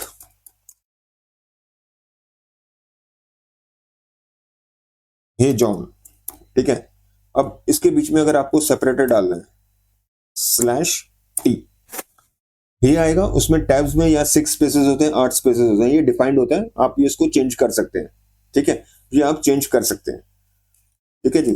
तो मैं इसको सेव कर रहा हूँ, राइट, और मैं इसको चला रहा हूँ, प्ले बटन दबा दिया मैंने। नाउ ये हियर यू एक मिनट थोड़ा बड़ा कर देता हूँ इसको, अरे यार, ठीक है, ये देखो पहले हेलो आ गया, उसके बाद न्यू लाइन की वजह से वर्ल्ड पीछे उसके सेकंड लाइन में आ गया, और ये देखो हे जॉन आ गया, राइट। इसमें टैब्स आ गए, राइट। अभी इसमें ज्यादा स्पेसिंग नहीं हुआ, ज्यादा नहीं हुआ, तो कैसे कर सकते हो, एक टैब और लगा दो, एक एस्केप सीक्वेंस और डाल दो, इससे थोड़ी स्पेसिंग बढ़ जाएगी आपकी। चलो एग्जीक्यूट करो, देखो अब बढ़ गई ना स्पेसिंग, ये देखो स्पेसिंग बढ़ गई। तो जितने भी अब मल्टीपल एस्केप सीक्वेंसेस लगा सकते हो to get the desired results. एक और थोड़ा सा और स्पेसिंग बढ़ानी तो एक और लगा दो, कोई मतलब ऐसा कोई रिस्ट्रिक्शन नहीं है कि आपको पर स्ट्रिंग एक ही एस्केप सीक्वेंस यूज करना है, आप मल्टीपल यूज कर सकते हो। जैसे अगर यहाँ पे मैंने स्लैश एन कर दिया, ठीक है, तो इसका क्या आउटपुट होगा सोच के बताओ। पहले हे आएगा, कुछ स्पेसेस आएंगे, उसके बाद जॉन JOH आएगा, और एन जो होगा क्योंकि यहाँ पे न्यू लाइन आ गया तो एन जो है वो नेक्स्ट लाइन में आएगा। ठीक है, देखो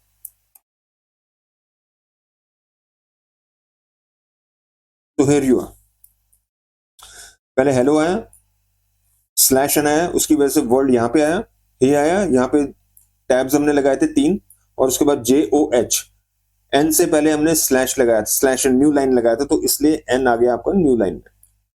ठीक है जी, तो मेरे ख्याल ये क्लियर है प्रोग्राम आपको। ठीक है, तो देखो भाई वही हमने यही चीज डिस्कस की थी, राइट। अगर आप ऐसे लिखोगे तो एरर आएगा, 3 एरर आए थे हमारे। ठीक है, सोल्यूशन क्या था, यूज एस्केप सीक्वेंस, कौन सा हमने यूज किया, ये वाला slash n, right, to get the desired result. Hello पहली लाइन में, वर्ल्ड दूसरी लाइन में।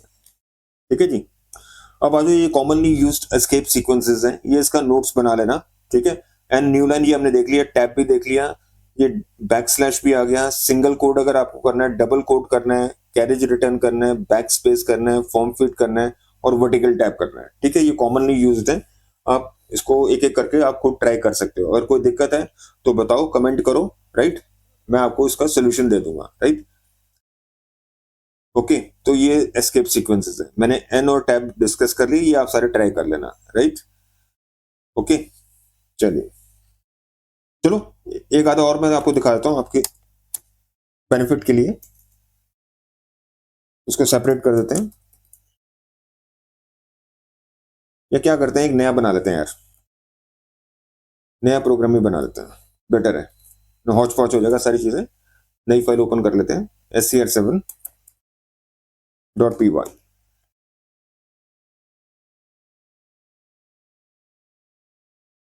यहाँ एक और काम करते हैं, नई फाइल नहीं मैं ओपन करता, इसी में करता हूँ। ठीक है, चीजें हौच पौच ना हो, मैंने क्या बोला था, इस पार्ट को कर दो आप कमेंट। ठीक है, ये पूरा को कमेंट कर दो ताकि ये दोबारा ना चले। ठीक है, दोबारा ना चले। ये मैंने कैसे किया इसको कमेंट, एक ही शॉट में इसको पूरा सेलेक्ट किया और कंट्रोल एल किया। ठीक है, कंट्रोल एल करोगे, जो भी सिलेक्टेड पार्ट है ऑटोमेटिकली कमेंट आउट हो जाएगा। देखो हो गया ना कमेंट आउट, लाइन 1 में भी हैश आ गया, लाइन 2 में भी हैश आ गया, तो दोनों लाइन कमेंट्स हो गई। अब ये नहीं चलेंगी, पाइथन इंटरप्रेटर इनको इग्नोर कर देगा, राइट। जब भी आपको इसको चलाना है तो अनकमेंट कर देना। ठीक है, जब भी चलाना है इसको अनकमेंट कर देना। ठीक है जी, अभी तो कमेंटेड है नहीं, ठीक है, तो अनकमेंट कर देना इसको। चलो अब आते हैं उस पे, अपने तीसरे एस्केप सीक्वेंस पे। मान लो मुझे ऐसे प्रिंट करना है, से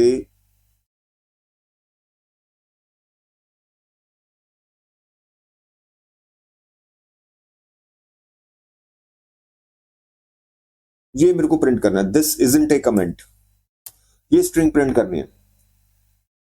ठीक है, कैसे करोगे, क्योंकि इसमें क्या हो रहा है, ये सिंगल अपोस्ट्रोफी आ रहा है, और नॉर्मली आपको पता है कि स्ट्रिंग डिलीमीटर क्या होता है, या तो डबल कोटेशन मार्क्स होता है या सिंगल कोटेशन मार्क्स होता है। ठीक है, तो अब यहाँ पे आगे फंस जाओगे आप। ठीक है, लेकिन इसके काफी सारे सोल्यूशन है। ठीक है, पहले बताता हूँ सोल्यूशन नंबर 1।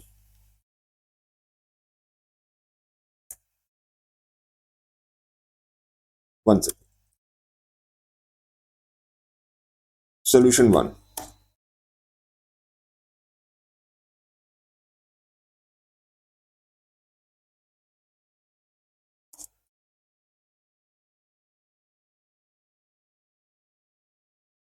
ठीक है, इससे हम बच गए। कैसे बच गए, क्योंकि हमें पता है जो स्ट्रिंग डिलीमीटर है या तो डबल कोटेशन मार्क से शुरू होगा या सिंगल से होगा। अब जब हमें पता है कि ये एक स्ट्रिंग डिलीमीटर ही है उसमें आ रहा है, तो आप दूसरा यूज कर लो। इसीलिए दो दो मतलब कि दो डिलीमीटर्स पाइथन ने दिए हैं, राइट। रिक्वायरमेंट के हिसाब से आप किसी एक को यूज कर सकते हो। क्यों, क्योंकि अगर सपोज, चलो कहने का मतलब अभी समझ आ जाएगा आपको, मान लो मैं सिंगल कोट्स यूज करता, ठीक है, और यहां से इसको बंद कर रहा हूं सिंगल कोट से, अब यहां पे आ जाएगी एरर भाई साहब। ठीक है, एरर आ जाएगी। क्यों एरर आएगी? एरर इसलिए आएगी कि आपने स्ट्रिंग डिलीमीटर यहाँ पे शुरू किया और यहाँ पे खत्म हो गया, राइट। हालांकि यहाँ खत्म नहीं होना चाहिए था, ये हमारे लिए ये फुल वर्ड है, राइट। पर स्ट्रिंग यहाँ पे खत्म हो गया, यहाँ पे शुरू हुआ, यहाँ पे खत्म तो हो रहा है, लेकिन स्टार्ट कहाँ से हो रहा है? उसका डिलीमीटर तो है ही नहीं भाई साहब। एरर आ गया ना। ये देखो, दो दिखा भी दिया इसने, दो दिखा भी दिए, प्रॉब्लम्स दिखा भी दी, ठीक है। वो तो दो डिलीमीटर्स होने का यही फायदा है। अगर सिंगल डिलीमीटर स्ट्रिंग का पार्ट है तो आप दूसरा से उसको टर्मिनेट करो, डबल यूज कर लो, उससे आपका एरर रिमूव हो जाएगा। ठीक है, हो गया। अब इसको सेव करो, आराम से प्रिंट हो जाएगा आपको without any issue, right. This isn't a comment आ गया ना, ये सिंगल कोटेशन मार्क, ठीक है। लेकिन अगर मेरे को मेरा स्ट्रिंग डिलीमीटर भी सिंगल कोट्स होता और सिंगल कोट्स को ही मैं सिंगल कोड ही आपका स्ट्रिंग का पार्ट होता, तो फिर कैसे करते हैं? उस केस में फिर आप एस्केप सीक्वेंस यूज करते हैं। देखो कैसे। तो सोल्यूशन 2, ये सिंगल लाइन कमेंट्स है, ठीक है, नॉर्मल कमेंट्स है, अपने आप बता रहा है वो। देखो, मेरे को टाइप करने की जरूरत नहीं है, ठीक है। प्रिंट, अब मैं सिंगल कोट्स को ही यूज कर रहा हूं, right. This isn't a comment, ठीक है जी। वन सेकेंड, इसको क्लोज नहीं किया मैंने। अब यहां पे मैं क्या करूंगा, स्लैश लगा दूंगा। You getting the point? अब ये एस्केप हो गया, राइट। ये बन गया escape sequence slash single quotation marks. अब ये इग्नोर हो जाएगा, राइट। अब देखो, कोई एरर नहीं है, ठीक है। अब कोई एरर नहीं है। अब सेव करो इसको और चलाओ। Now you would be able to get the desired results. तो यहाँ पे एस्केप सीक्वेंस आपके रेस्क्यू में आया, देखो सेम सेम आउटपुट आया आपको, ठीक है। कोई दिक्कत नहीं, ये सोल्यूशन 1 है, ये सोल्यूशन 2 से आ गया, ठीक है। यहाँ पे एस्केप सीक्वेंस आपके काम में आ गया, ठीक है जी। एक तरीका और है।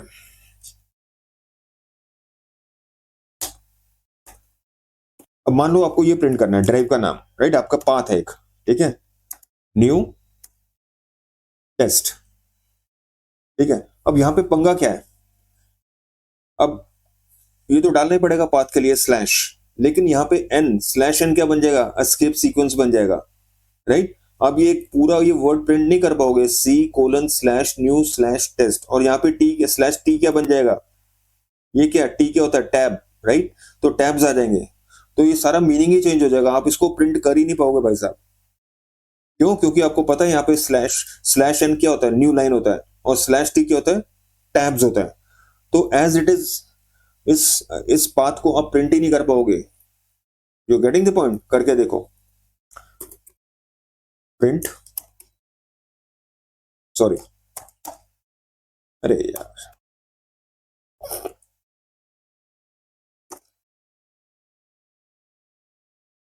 ठीक है जी। ये मेरे को प्रिंट करना है एक, बेसिकली मेरे लिए ये एक लाइन है, लेकिन ये एक लाइन नहीं रह जाएगी। देखो, ये हो रहा है ना, कलर चेंज हो रहा है आपका, ब्लू, ब्लू में हो रहा है, लाइट ब्लू में हो रहा है, राइट। तो अब आउटपुट क्या होगा? सी कोलन आएगा, ठीक है, उसके बाद ई डब्ल्यू नेक्स्ट लाइन में आएगा, और ई डब्ल्यू के बाद कुछ स्पेसेस के बाद ई एस टी आ जाएगा, राइट। एन गायब, आपका टी गायब। देखो,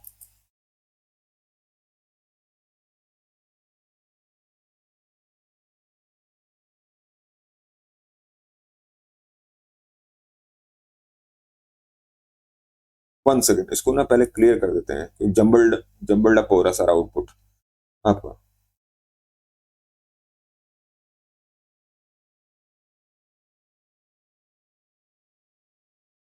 one second, give me second, ठीक है। तो मैंने इसको चलाया, अब देखो क्या आ रहा है, आउटपुट आपका क्या आ रहा है। देखो, बोला था ना यहाँ पे, देखो सी कोलन यहाँ पे आ गया, राइट। अब यहाँ पे स्लैश एन है, तो इसके वजह न्यू लाइन पे शुरू हो जाएगा, ई डब्ल्यू हो जाएगा, ये टैब्स की वजह से स्पेसेस आ जाएंगे, और ई एस टी आ जाएगा। तो हमारा तो ऑब्जेक्टिव फुलफिल नहीं हुआ ना, फुलफिल नहीं हुआ। तो इसका क्या सोल्यूशन है? अब यहाँ पे जो गलती से अननोइंगली ये एस्केप सीक्वेंसेस आपने टाइप कर दिए, इसको कैसे प्रिवेंट करोगे? ऐसे प्रिवेंट करोगे, देखो इसका सोल्यूशन। इसको आप करोगे इस तरह,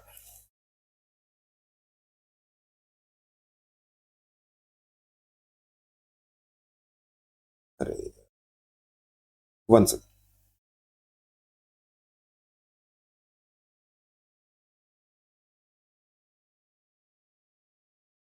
आप क्या करोगे, यहाँ पे स्लैश लगा दोगे, इसको बाईपास कर दोगे, ठीक है। ये आपका दूसरा कॉम्बिनेशन है। जैसे स्लैश एन था, स्लैश टी था, ये स्लैश और स्लैश है, राइट। अब आपको डिजायर्ड रिजल्ट्स मिल जाएंगे, ठीक है। ये देखो, अब मैं चलाता हूँ इसको, इसको पहले क्लियर कर दो यार, ताकि प्रीवियस आउटपुट आपको ना दिखे। देख रहे हो गया काम। Now you have got the desired output, ठीक है। कितनी लाइफ इजी कर रहे हैं आपके एस्केप सीक्वेंसेस, ठीक है जी। तो मेरे ख्याल ये सारा क्लियर हो गया कंसेप्ट एस्केप सीक्वेंसेस का, ठीक है। इस टॉपिक को क्लोज करने से पहले एक और कंसेप्ट है, रॉ स्ट्रिंग्स। कौन सी स्ट्रिंग्स?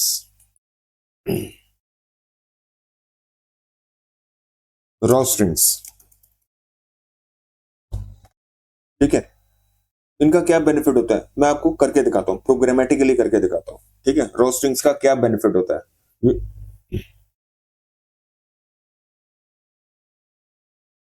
मैं क्या करता हूं, इसको भी सारा कमेंट आउट कर देता हूं, ताकि डिस्टर्ब ना करे, हमारा फर्दर वर्किंग को डिस्टर्ब ना करे। अरे यार,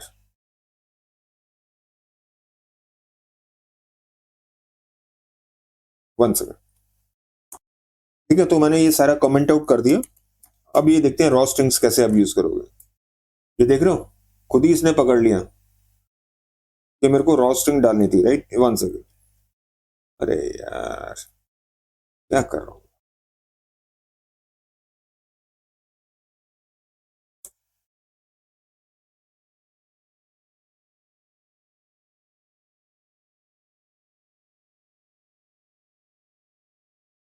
मैं, उसको हटा रहा हूँ, खुद टाइप कर रहा हूँ, ठीक है। ये रॉ स्ट्रिंग कैसे शुरू होता है आपका, आर से। अरे यार क्या कर, one second, one second, r से शुरू होता है। और आपका जो भी स्ट्रिंग है, राइट, वो आप टाइप करोगे। क्या सिंटेक्स है इसका, आर से आप शुरू कर रहे हो, ठीक है। उसके बाद एक्चुअल स्ट्रिंग, ठीक है। तो रॉ स्ट्रिंग्स कैसे लिखते हो, पहले स्मॉल लेटर आर लिखोगे, उसके बाद एक्चुअल स्ट्रिंग लिखोगे, राइट। अब इसका बेनिफिट क्या हुआ, इसका बेनिफिट ये हुआ कि एस्केप सीक्वेंसेस इग्नोर हो जाएंगे अगर गलती से आपने लिख दिए हैं। अब यहाँ पे जैसे मैंने गलती से लिख दिया, मेरा इंटेंशन नहीं था, मेरा इंटेंशन स्लैश न्यू था, लेकिन पाइथन इसको कैसे देखेगा, स्लैश एंड न्यू एक एस्केप सीक्वेंस, स्लैश टी दूसरा एस्केप सीक्वेंस। लेकिन अगर आप इसको रॉ स्ट्रिंग बना दोगे तो आप बच जाओगे, फिर ये एस्केप सीक्वेंसेस को इग्नोर कर देगा। देखो, अब ये प्रिंट हो जाएगा आपका। सेव किया और इसको चला दिया। अरे यार, एक मिनट, बंद करते हैं इसको, जम्बल्ड हो रहा है आउटपुट।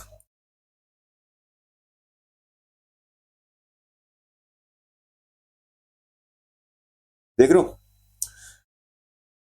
अब ये स्लैश एन और स्लैश टी वर्क नहीं किया, क्यों? क्योंकि रॉ स्ट्रिंग में क्या होता है, एस्केप सीक्वेंसेस को इग्नोर कर दिया जाता है। जैसे कमेंट्स को इग्नोर कर देते हैं ना एग्जीक्यूशन एग्जीक्यूशन के टाइम, इसी तरह रॉ स्ट्रिंग्स में एस्केप सीक्वेंसेस इग्नोर हो जाते हैं, वो कंसिडर नहीं होते। They are treated as normal characters, right. They are not treated as special characters, they are treated as normal characters, ठीक है जी। तो ये हो गया क्लियर। अब क्या करते हैं, इमोजी प्रिंट करके देखते हैं कैसे प्रिंट करते हैं यूजिंग एस्केप सीक्वेंसेस, ठीक है।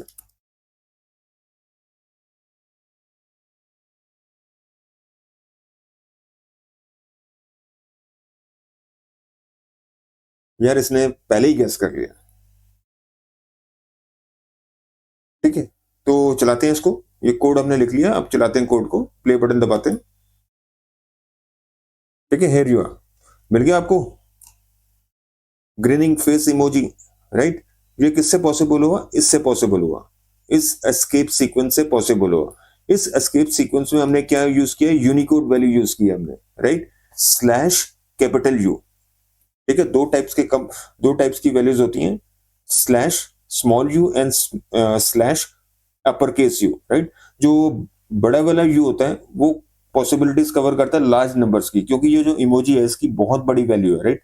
बहुत बड़ी वैल्यू है, तो उसके लिए स्लैश यू लेते हैं, right? और स्लैश जो स्मॉल यू होता है वो स्मॉल रेंज ऑफ वैल्यूज को कवर करता है, राइट। आप कंफ्यूज मत होना प्लीज, ये तो सिर्फ मैंने इंट्रो दिया आपको। जब हम यूनिकोड कैरेक्टर सेट लेंगे तो आपको ये सारी चीजें, इसकी वर्किंग क्लियर हो जाएगी। अभी सिर्फ एक आइडिया है कि मतलब ये समझ लो जितने भी कैरेक्टर्स आप इमेजिन कर सकते हो, राइट, सारे के सारे राइट यूनिकोड कैरेक्टर सेट में इंक्लूडेड है, राइट। उनको यूज करना है तो उनकी आप यूनिकोड वैल्यू यूज कर सकते हो, राइट। जैसे इमोजी की वैल्यू थी 0001F600, राइट। ए की वैल्यू होती है 65, राइट, अपर केस। लोअर की होती है 97, राइट। जीरो की होती है 48, right, and so on, right. आएंगे इस पे, कंफ्यूज नहीं होना ना घबराना, राइट। आएंगे इस पे, सिर्फ एक इंट्रो दिया है क्योंकि एस्केप सीक्वेंसेस का यही पार्ट है, राइट। यूनिकोड कैरेक्टर्स भी आपको यूज करने तो थ्रू एस्केप सीक्वेंस आप यूज कर सकते हो स्लैश करके, ठीक है। Slash capital you slash small you, ठीक है जी। एनी हो, चलो रिजल्ट आ गया हमारा, ठीक है। तो करते हैं इसका कंक्लूजन, चलते हैं स्लाइड पे। अब ये देख लो, वन लाइनर डेफिनेशन देख लो, इंटरव्यूज में आप बोल सकते हो। एस्केप सीक्वेंस क्या होता है? They are special character combinations, right, which start with slash, right, and used within strings, inside strings to represent special characters, right? जैसे स्लैश एन हुआ, स्लैश टी हुआ, इमोजीज हुआ, एंड सो ऑन, ठीक है। तो सिंपल है। तो escape sequences क्या हुए? स्पेशल कैरेक्टर कॉम्बिनेशंस हुए which start with slash used within double quotes to represent some special characters, right, which otherwise are very hard to write, right, क्योंकि वो नॉन प्रिंटेबल होते हैं, ठीक है। ये मजबूरी होती है, ठीक है। चलो क्लोज करते हैं, चलते हैं नेक्स्ट टॉपिक पे। चलो अब लेते हैं अपना topic number 5, type casting and type cohesion, right. पहले देखते हैं टाइप कास्टिंग क्या होता है। टाइप कास्टिंग क्या होता है? It's the manual conversion, right, of one data type into another, right. और कौन करता है? प्रोग्रामर करता है, राइट। ऑटोमेटिकली नहीं होता है, राइट। तो टाइप कास्टिंग का क्या मतलब हुआ? Conversion of one data type to another and it is done by the programmer, ठीक है। बहुत सिंपल है, ठीक है। एग्जांपल देख लेते हैं। जैसे मान लो ये हमारा है वेरिएबल है जिसमें स्ट्रिंग वैल्यू 10 है, राइट।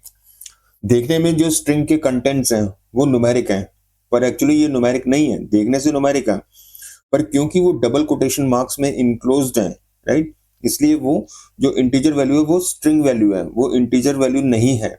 देखने में जरूर 10 इंटीजर है, but actually since we have put numeric value 10 within double quotation marks, right, तो अब ये बन गई है string value. It's no longer a integer value और numeric value, it's now a string value since it's enclosed within double quotation marks, okay. अब यहाँ पे मैं दूसरा वेरिएबल डिक्लेयर कर रहा हूँ बी, राइट। इसमें मैं क्या कर रहा हूँ? ये देखो, ये टाइप कास्टिंग हो रही है। आपने इंट फंक्शन को यूज किया, राइट, उसको आर्ग्यूमेंट दिया ए, राइट, क्योंकि फंक्शंस जो होते हैं वो आर्ग्यूमेंट्स लेते हैं एज इनपुट्स। मैं थोड़ा सा आइडिया देता हूँ फंक्शंस कैसे वर्क करते हैं। फंक्शंस हमेशा एक्सपेक्ट करते हैं कि आप उनको कुछ आर्ग्यूमेंट्स दो, राइट। आर्ग्यूमेंट्स दो। आर्ग्यूमेंट्स क्या होता है? इनपुट होता है, फंक्शन का इनपुट होता है।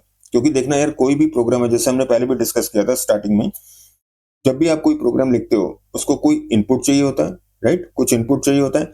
उसके ऊपर फिर वो प्रोसेसिंग करता है, और प्रोसेसिंग करने के बाद जो प्रोसेस आउटपुट होता है वो आपको डिस्प्ले करता है, चाहे वो फाइल में सेव करे, डेटाबेस में सेव करे, या स्क्रीन पे दिखाए, राइट। तो नॉर्मल फ्लो यही होता है प्रोग्राम का, ठीक है। तो जहां तक फंक्शंस की बात है, फंक्शंस को भी एक इनपुट डेटा चाहिए होता है जिसको बोलते हैं आर्ग्यूमेंट्स। यहाँ पे आर्ग्यूमेंट का ए। अब इंट फंक्शन का क्या काम है? वो इंटीजर जनरेट करेगा, राइट, वो इंटीजर जनरेट करेगा। तो इसको क्या मिल रहा है? String value 10। इसको क्या करेगा? कन्वर्ट कर देगा स्ट्रिंग 10 को न्यूमेरिक 10, राइट।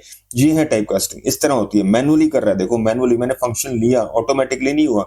मैंने फंक्शन लिया, कौन सा फंक्शन अप्लाई किया? इंट फंक्शन अप्लाई किया। क्यों? इंट फंक्शन का मतलब समझ ही गए, int data type. Int data type में क्या होता है? Numeric values from 0 to 9, right, कोई भी वैल्यू फ्रॉम 0 to 9। तो अब क्योंकि स्ट्रिंग में 10 पड़ा है, वैल्यूज डेफिनेटली वो उस क्राइटेरिया को मीट कर रही है, 0 से 9, राइट। पहला डिजिट है 1, 0 से 9 के बीच में है। दूसरा डिजिट है 0, 0 और 9 के बीच में। इसीलिए जो इंट फंक्शन है इसको करेक्ट इनपुट मिला है, भले ही स्ट्रिंग में मिला है, राइट। तो इंट क्या करेगा? स्ट्रिंग डेटा टाइप को कन्वर्ट कर देगा न्यूमेरिक डेटा टाइप में, ठीक है। तो इंटीजर वैल्यू को, इंटीजर स्ट्रिंग को इंटीजर वैल्यू में कन्वर्ट कर देगा। और ये देखो यहाँ पे मैंने प्रिंट किया, बी को प्रिंट किया, राइटली उसने 10 प्रिंट कर दिया। और टाइप भी प्रिंट की। किसी भी वेरिएबल की टाइप जब हम प्रिंट करते हैं राइट। तो वो क्या बताता है, उसकी जो क्लास है, इंट की क्लास क्या, इंटीजर वैल्यू की क्लास क्या होती है, इंट। इसलिए राइटली इसने इंट यहाँ पे डिस्प्ले कर दिया। ठीक है जी, राइटली इसने यहाँ पे इंट डिस्प्ले कर दिया। ठीक है, तो टाइप कास्टिंग में क्या हुआ, programmer decides, right, programmer decides when and how to convert. ठीक है, तो ये इसका फंडा है। ठीक, तो टाइप कास्टिंग दोबारा देख लेते हैं, manual conversion of one data type to another, right. और it is exclusively done by the programmer, Python नहीं करता, ऑटोमेटिकली नहीं होता। ठीक है, पाइथन नहीं करता, ऑटोमेटिकली नहीं होता। ठीक है, तो ये हुई टाइप कास्टिंग। अभी आएंगे इसका, ये कोड मैं लिख के दिखाऊंगा आपको। अब आते हैं उस पर, मेरे ख्याल अगला टाइप कोर्जन, राइट। अगला था टाइप कोर्जन, राइट। वो क्या होता है, टाइप कोर्जन क्या होता है, it is the automatic conversion, ये ध्यान रखना, automatic conversion of one data type into another done by Python during an operation. ठीक है, टाइप कास्टिंग मैनुअल होता है, राइट, मैनुअल इंटरवेंशन होता है, प्रोग्रामर करता है। लेकिन टाइप कोर्जन क्या होता है, ऑटोमेटिक कन्वर्जन होता है। कौन करता है, पाइथन करता है, राइट, पाइथन करेगा, राइट। तो ये है फर्क। अब देख लो, जैसे x इज इक्वल टू 10 है, राइट, एक वेरिएबल मैंने डिक्लेयर किया x जो होल्ड कर रहा है 10, और ये क्या है, अभी हमने डिस्कस किया था इनलाइन कमेंट्स। ठीक है, ये क्या, एक और वेरिएबल डिक्लेयर किया 2.5, ये क्या है, फ्लोट वैल्यू है। ठीक है, अब ये मैंने अर्थमेटिक ऑपरेशन किया, राइट, मैथ्स किया, z is equal to x plus y. अब इसमें ये ध्यान दो कि x वैल्यू क्या है, x वैल्यू क्या है, इंटीजर, y वैल्यू क्या है, फ्लोट, राइट। जब मैं z को प्रिंट कर रहा हूं तो what I am getting is 12.5। ठीक है, और उसकी टाइप भी प्रिंट किया, वो भी फ्लोट आ गया, राइट, क्योंकि देखने से पता लग रहा है ये वैल्यू फ्लोट है। ठीक है, तो उसकी क्लास आ गई आपकी फ्लोट। तो पाइथन ने क्या किया, अब टाइप कोहर्जन क्या हुआ, इंट से फ्लोट में कन्वर्ट हुआ ऑटोमेटिकली, आपने नहीं किया, पाइथन ने किया, राइट, इंट को फ्लोट में ऑटोमेटिकली कन्वर्ट कर दिया। अब थोड़ा पॉज करके मेरे को बताओ कि जो अर्थमेटिक हुई वो फ्लोट लेवल पे हुई, इंट पे नहीं हुई। अब फ्लोट जो होता है हायर लेवल पे होता है, इंट होता है लोअर लेवल पे। ठीक है, थोड़ा सा मैंने आपको वो दे दिया, आइडिया दे दिया, गेस करो। शायद आपने राइटली अब गेस किया है कि अगर, देखो दो दो चीजें ना, एक है इंटीजर वैल्यू, एक है फ्लोट वैल्यू। अब दो ही चीजें हो सकती हैं, या तो इंटीजर फ्लोट में कन्वर्ट हो या फ्लोट इंटीजर में कन्वर्ट हो। इंटीजर फ्लोट में कन्वर्ट हो जाए कोई दिक्कत नहीं है, जैसे वैल्यू 10 है तो 10.0 बन जाएगी, कोई प्रिसीजन का लॉस नहीं है, कुछ भी डिजिट, कोई भी सिग्निफिकेंट डिजिट्स आपके लॉस नहीं हो रहे, राइट। लेकिन अगर ये जो फ्लोट है 2.5, इसको अगर मैं इंट में कन्वर्ट करूंगा वो क्या बन जाएगा, 2 बन जाएगा, राइट। राउंडिंग करोगे तो 3 हो जाएगा। ठीक है, तो आउटपुट क्या है, 10 प्लस 2 12, राइट, 0.5 लूज हो गया, आपका प्रिसीजन लॉस हो गया भाई। You getting the point. इसीलिए जब भी ऑपरेशन चलते हैं अर्थमेटिक, हायर लेवल पे चलते हैं ताकि प्रिसीजन लॉस ना हो। ये बेसिक आइडिया है और ये कोई नहीं बताता, राइट। मेरे को कमेंट करके बताओ किसी टीचर ने आपको बताया हो ये चीज। बस ये कह देंगे वो क्योंकि जो फ्लोट है वो हायर लेवल पे है, राइट। पर क्यों है भाई, क्या रीजन है इसका, लॉजिक क्या है, ये रीजन है भाई, क्योंकि अगर अर्थमेटिक्स इंटीजर पे चलेगा तो फ्लोट की वैल्यू कट जाएगी, ट्रंकेट हो जाएगी, राइट। तो इससे रिजल्ट्स आपके गलत आएंगे, क्योंकि it will result in the loss of precision, right. इसीलिए जब भी दो वैल्यूज इन्वॉल्व होती हैं तो हायर लेवल पे चलेगा अर्थमेटिक्स, ताकि लॉस ऑफ प्रिसीजन ना हो, राइट। That's it. तो ये हो गया टाइप कोवर्जन, राइट। ये ऑटोमेटिक होता है और टाइप कास्टिंग मैनुअल होता है, बस ये दो फर्क है। ठीक है, ये कोड लिख के देख लेते हैं ये अपना। ठीक है, फिर आगे बढ़ते हैं। चलिए वीएस कोड में आगे एक नई फाइल बना लेते हैं। लास्ट कौन सी थी, 6 स्क्रिप्ट 7.py। तो पहला प्रोग्राम लिख लेते हैं, 1 सेकेंड। ए क्या याद है, ए क्या डिक्लेयर किया था, स्ट्रिंग 10, राइट। देखने में न्यूमेरिक वैल्यू पर it's a string value, right. और उसके बाद मैंने इसको टाइपकास्ट कर दिया था इंट के थ्रू, राइट। और फिर क्या किया था, प्रिंट ए और टाइप ऑफ ए, दोनों प्रिंट कर लो ताकि पूरी क्लैरिटी हो जाए आपको। प्रिंट बी और टाइप ऑफ बी, सॉरी, अरे यार, ठीक है, दैट्स इट। स्टेटमेंट क्लियर है? दो वेरिएबल डिक्लेयर किए, एक ए वो स्ट्रिंग वेरिएबल है और बी न्यूमेरिक वेरिएबल है, ठीक है। न्यूमेरिक मतलब इंटीजर, न्यूमेरिक मतलब इंटीजर नॉट फ्लोट। क्यों? क्योंकि हमने इंट लगाया, फ्लोट नहीं लगाया, राइट। तो एक हमने पहले ए की वैल्यू प्रिंट कर ली, उसका टाइप कर लिया, ए की वैल्यू क्या होगी 10, टाइप क्या होगा str। ये बी, बी क्या वैल्यू होगी बी की 10, टाइप क्या होगा इंट, राइट। चलो प्ले बटन दबाओ, देख रहे हो जी, as expected, right. 10 class str और 10 दूसरा 10 क्लास क्लास इंट। तो ठीक है, टाइप कास्टिंग होगी आपकी, ठीक है, मैनुअली किया यूजिंग इंट फंक्शन, ठीक है। अब टाइप कोवर्जन भी देख लेते हैं, क्या करते हैं, इसका सेपरेटर लाइन डाल देते हैं।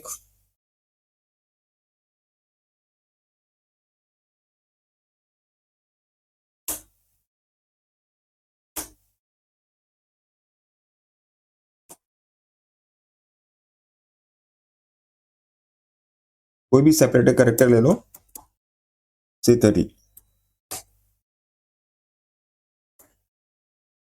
1 सेकेंड यार, अरे यार क्यों भागी जा रहे हैं यार, ठीक है, ये सेपरेटर आ गया आपका। अब आते हैं टाइप कोवर्जन, वो टाइप कास्टिंग था, इसका वो लिख भी देते हैं, राइट, ताकि पता लग जाए कि कौन सा पार्ट, कौन से आपके प्रोग्राम का कौन सा पार्ट क्या कर रहा है। एग्जाम्पल ऑफ, देखो खुद ही बोल दिया इसने, 1 सेकेंड, थोड़ा सा इसको चेंज करना पड़ेगा। टाइप कास्टिंग, टाइप कन्वर्जन, वैसे टाइप कास्टिंग होता क्या है, conversion, right, from string to integer, right. तो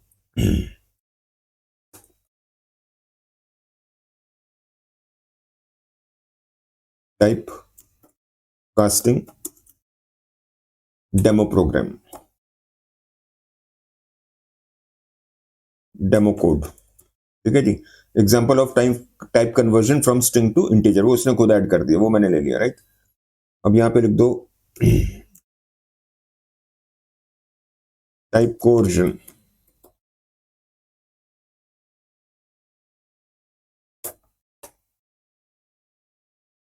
इसके लिए क्या किया था हमने, टाइप कोवर्जन, हाँ, that was x is equal to 10, y is equal to से 12.5, z is equal to x plus y, और फिर print z and type of z, ठीक है जी। मेरे को देखो कुछ करने की जरूरत नहीं पड़ रही, भाई साहब सब करके दे रहे हैं, ठीक है। अब चलाते हैं इसको, रन पे दबाते हैं play button, and you will get the desired output, देख रहे हो जी, here is the output, right, 22.5, और क्लास क्या हुआ फ्लोट, क्योंकि अर्थमेटिक हुई फ्लोट लेवल पे, तो आउटपुट क्या है, जेड जो बना आपका फ्लोट बना, भले एक इंट था और एक फ्लोट था, राइट। आउटपुट आपका जेड जो बनेगा वो फ्लोट बनेगा, हायर जिस लेवल पे कंप्यूटेशन हुआ था फ्लोट लेवल पे हुआ, तो जो असाइंड जो भी वेरिएबल है, राइट, जिसमें वैल्यू जा रही है उसका भी टाइप क्या होगा, फ्लोट, हायर वाला होगा, इसलिए जेड का जो टाइप है उसकी क्लास है फ्लोट है, ठीक है। तो ये प्रोसेस क्लियर है, टाइप कास्टिंग और टाइप कोवर्जन, ठीक है। चलिए फिर अगले टॉपिक पे चलते हैं, इनपुट स्टेटमेंट। चलिए अब अपना लास्ट टॉपिक हमारा इस डे का input function, right. Input statement या input function, right, technically it's a function, right, बोलते स्टेटमेंट है नॉर्मल, अपने नॉर्मल लैंग्वेज में, राइट, नॉर्मल कम्युनिकेशन में, राइट।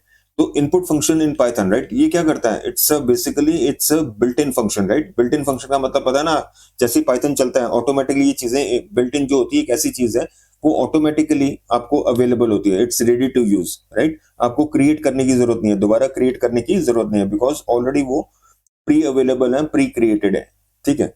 तो input is a built in function that is use to take input from the user, right. अगर user से कोई input आपको लेना है तो कौन सा फंक्शन यूज करेंगे पाइथन में, इनपुट फंक्शन। लेकिन ये ध्यान रखना एक बहुत इंपॉर्टेंट रूल है ये, राइट। इंपॉर्टेंट रूल क्या है कि जो भी आप इनपुट इनपुट से आपको जो मिलेगा, राइट, यूजर ने कुछ वैल्यू दिया, कोई डेटा दिया, वो जो डेटा आपको मिलेगा वो स्ट्रिंग होगा, वो स्ट्रिंग फॉर्मेट में होगा। भले आपने 10 एंटर कर दिया, 5.7 एंटर कर दिया, मतलब कहने का मतलब है चाहे इंटीजर वैल्यू आप डाल रहे हो या फ्लोट वैल्यू आप दे रहे हो, आपको आउटपुट कैसे मिलेगा, इनपुट का आउटपुट क्या होगा, इनपुट फंक्शन का आउटपुट मतलब इनपुट क्या रिटर्न करेगा, स्ट्रिंग वैल्यू रिटर्न करेगा। चाहे आपने स्ट्रिंग दिया है इनपुट को, चाहे आपने न्यूमेरिक वैल्यू दिया है, आपको मिलेगा स्ट्रिंग ही, राइट। इसीलिए यहां पे लिखा है input always returns a string no matter what the user types. ठीक है, चाहे यूजर न्यूमेरिक वैल्यू टाइप करता है, बुलियन टाइप करता है, कुछ भी टाइप करता है, आउटपुट आपका स्ट्रिंग फॉर्मेट में ही होगा, राइट। तो इसका मतलब क्या हुआ, since input returns a string, मतलब आपको जो भी आप यूजर ने टाइप किया, जो भी इंफॉर्मेशन दी, वो कैसे रिटर्न करेगा, कैसे प्रोवाइड करेगा आपको in the string format. So since input, तभी इसको बोलते हैं रिटर्न्स। रिटर्न्स होते हैं जो आपको मिल रही है, राइट, किसी फंक्शन से कोई इंफॉर्मेशन आपको मिल रही है, तो क्या बोलते हैं टेक्निकली उसको, input returns a string, right. तो since input returns a string, numeric operations require type casting, क्योंकि टाइप कास्टिंग क्या होता है, मैनुअल इंटरवेंशन होता है, प्रोग्रामर करता है, पाइथन नहीं करता, राइट। तो अब अगर हमें स्ट्रिंग वैल्यू मिल रही है, हम उनको अर्थमेटिक्स में नहीं यूज कर सकते, तो अर्थमेटिक्स में अगर उसको यूज करना है तो हमें टाइप कास्टिंग फोर्सफुली करनी ही पड़ेगी, राइट, फोर्सफुली करनी पड़ेगी, राइट। अब ये देखो, ये प्रोग्राम देखो, जैसे आपने नंबर इनपुट करवाया, यूजर को एक प्रॉम्प्ट दिया, क्योंकि प्रॉम्प्ट देना it's very good idea, right, ताकि यूजर को पता हो। नहीं तो क्या होगा, अगर आप प्रॉम्प्ट नहीं दोगे, कर्सर ऐसे ब्लिंक करता रहेगा और आप सोचोगे पता नहीं क्या है, हैंग कर गया या क्या हो गया, what this program is expecting me to give, right. तो दे देना चाहिए इनपुट प्रॉम्प्ट। तो ये आ गया input prompt, enter a number और प्रिंट। अब जैसे ए की वैल्यू आपको मिली, इनपुट क्या करेगा, रिटर्न करेगा एक वैल्यू, और किसको असाइन हो जाएगी, वेरिएबल ए को। तो टाइप अगर इसका प्रिंट करोगे ना, तो हमेशा क्लास str होगा, भले आपने नंबर 10 दे दिया। You are getting the point. इसीलिए वो पीछे लिखा था ना मैंने, input since it input returns a string numeric operation, sorry not this one sorry, input always returns a string no matter what the user type. यहां यूजर ने क्या टाइप किया, एक इंटीजर वैल्यू टाइप की, लेकिन रिटर्न क्या हुआ, string return हुआ। ठीक है, तो ये कंसेप्ट है। चलो थोड़े से एक दो प्रोग्राम्स देख लेते हैं ताकि ये इनपुट का भी कंसेप्ट क्लियर हो जाए। ठीक है, तो फाइल क्रिएट करते, नहीं scr8, सॉरी कैप्स में आ गया, scr8.py।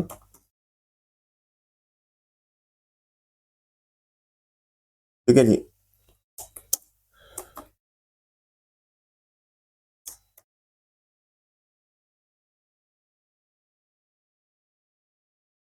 अरे यार,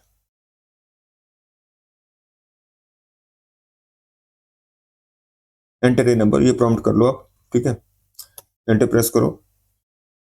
अब प्रिंट करो ए को और उसका टाइप भी। ठीक है, अरे व्हाट्सएप नहीं आ रहा,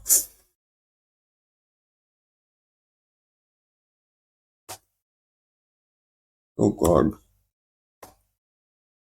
ठीक है जी, तो मैंने क्या लिखा प्रोग्राम, इनपुट फंक्शन यूज किया, इसमें इनपुट प्रॉम्प्ट मैंने दिया ताकि यूजर को पता हो भाई क्या क्या करना है, राइट। और मैंने कहा एंटर ए नंबर या एंटर ए वैल्यू बोलो, जो भी प्रॉम्प्ट सुटेबल प्रॉम्प्ट जो आपको ठीक लगता है, एंटर ए वैल्यू बोलो, एंटर ए नंबर बोलो। अब इनपुट ए नंबर, ठीक है, ए, और फिर मैंने यहाँ किया ए को प्रिंट किया, टाइप ए को प्रिंट किया। ठीक है, अब देखो करके देखते हैं इसको, दबाओ प्ले बटन इसका। ठीक है जी, ये प्रिंट आ गया, देखो ये ये आपसे मांग रहा है number, enter a number, right. Number enter कर दो कोई भी, से 25। ठीक है, प्रेस एंटर। देखा, पहले नंबर आ गया आपका 25 और फिर क्लास str आ गया। ठीक है, देख रहे हो, नंबर 25 और क्लास str।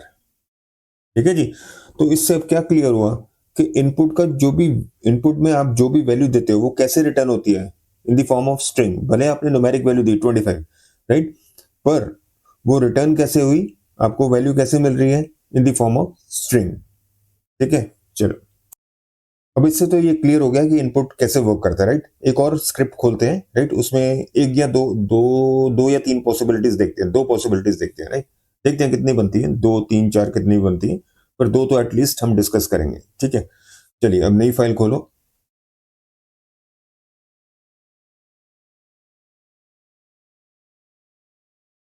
SCR9 रख दो इसका नाम।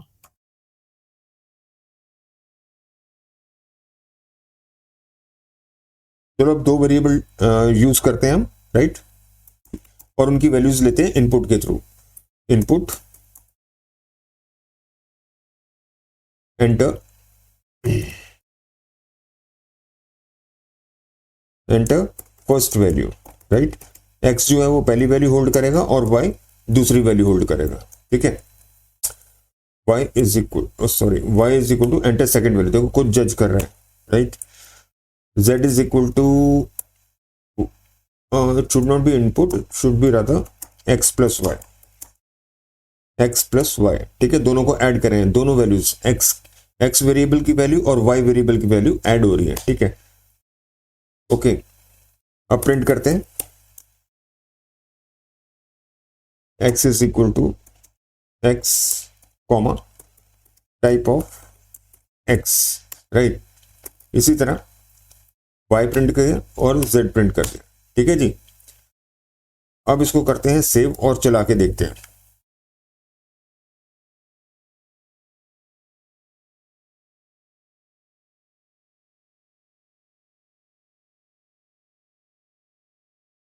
ठीक है जी, ये पूछ रहा है पहली वैल्यू एंटर करो, पहली वैल्यू कर लो 15 और दूसरी 10, राइट। अब देखो कुछ सरप्राइजिंग रिजल्ट आया, x की वैल्यू है 15, राइट, और क्लास क्या इसकी str, क्यों, क्योंकि मैंने बोला ना इनपुट इनपुट जो वैल्यू रिटर्न करता है वो स्ट्रिंग होती है, राइट। वैल्यू चाहे कुछ भी दो, न्यूमेरिक दो, स्ट्रिंग दो, बूल दो, पर जो वो रिटर्न करेगा वैल्यू, वो जो आपको देगा, यूजर को जो वैल्यू देगा वो होगी स्ट्रिंग फॉर्मेट में, और वही हो रही है, राइट। इसी तरह y 10 दिया मैंने, इसको उसने स्ट्रिंग में दिया आपको, और यहां पे देखो जब z is equal to x plus Y, क्या वैल्यू बननी क्या चाहिए थी 25, बनी क्या 1510। तो क्या मतलब हुआ इसका, ये दिस 15 प्लस 10 क्या हो गया, ये दोनों वैल्यूज कॉन्कैटिनेट होगी, ज्वाइन होगी, rather than getting added, right. तो अब यहां से इसको यहां पे आपको क्या पता लगा कि प्लस का क्या मतलब कि प्लस किस तरह ऑपरेट करता है। अगर अब ये नोट करो, अब एनालिसिस क्या हुआ, प्लस जब भी प्लस के दोनों ऑपरेंट्स न्यूमेरिक होंगे तो वो ऐड होंगे। ठीक है, तो अगर ये न्यूमेरिक होते, 15 न्यूमेरिक होता, 10 न्यूमेरिक होता, तो आउटपुट क्या आता, 25 आता। पर क्योंकि यहाँ पे प्लस के दोनों ऑपरेंट स्ट्रिंग हैं, इसलिए वो दोनों ज्वाइन हो गए, कॉन्कैटिनेट हो गए। ठीक है, और अगर एक तीसरी पॉसिबिलिटी क्या है, एक तो देखो दो पॉसिबिलिटीज देख ली, दोनों ऑपरेंट्स न्यूमेरिक, दोनों ऑपरेंट्स स्ट्रिंग। तीसरी पॉसिबिलिटी एक ऑपरेंट न्यूमेरिक और एक ऑपरेंट स्ट्रिंग। इस केस में भाई साहब कोई एडिशन नहीं होगी, टाइप एरर आ जाएगा, आपको टाइप एरर आ जाएगा। ठीक है, तो करके देखते हैं। एक पॉसिबिलिटी तो हमने देख लिया कि दोनों ऑपरेंट स्ट्रिंग है, दूसरी पॉसिबिलिटी देखते हैं जब दोनों न्यूमेरिक है, और तीसरी जब एक ऑपरेंट न्यूमेरिक और दूसरा स्ट्रिंग। ठीक है, तो इसके लिए प्रोग्राम लिख लेते हैं एक और, या इसी में लिख लेते हैं। इसको करो आप मिनिमाइज। ठीक है, अब मैंने बोला था ना जो चीज नहीं चाहिए उसको कर दो, आप कमेंट आउट कर दो, राइट। हाँ कमेंट आउट कर दो।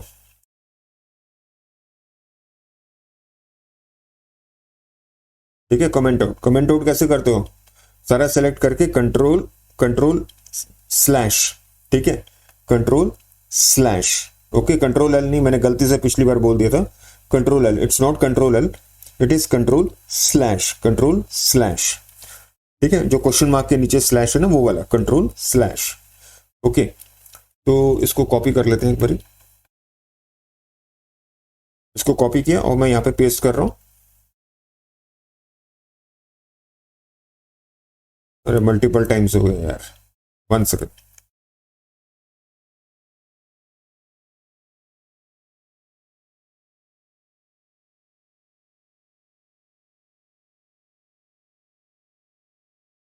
इसको कर दो अनकमेंट। उसी तरह कंट्रोल स्लैश, ठीक है। अब यहाँ पे क्या करना है मेरे को, क्योंकि इनपुट क्या दे रहा है आपको, स्ट्रिंग, मेरे को चाहिए इंटीजर, तो यहाँ पे इंटीजर टाइप कास्टिंग कर दो, फोर्सफुली टाइप कास्टिंग कर दो, ताकि जो वैल्यू आए, स्ट्रिंग वैल्यू है, वो इंटीजर में कन्वर्ट हो जाए आपकी, ठीक है जी। इसी तरह y को भी टाइप कास्ट कर दो इंट में।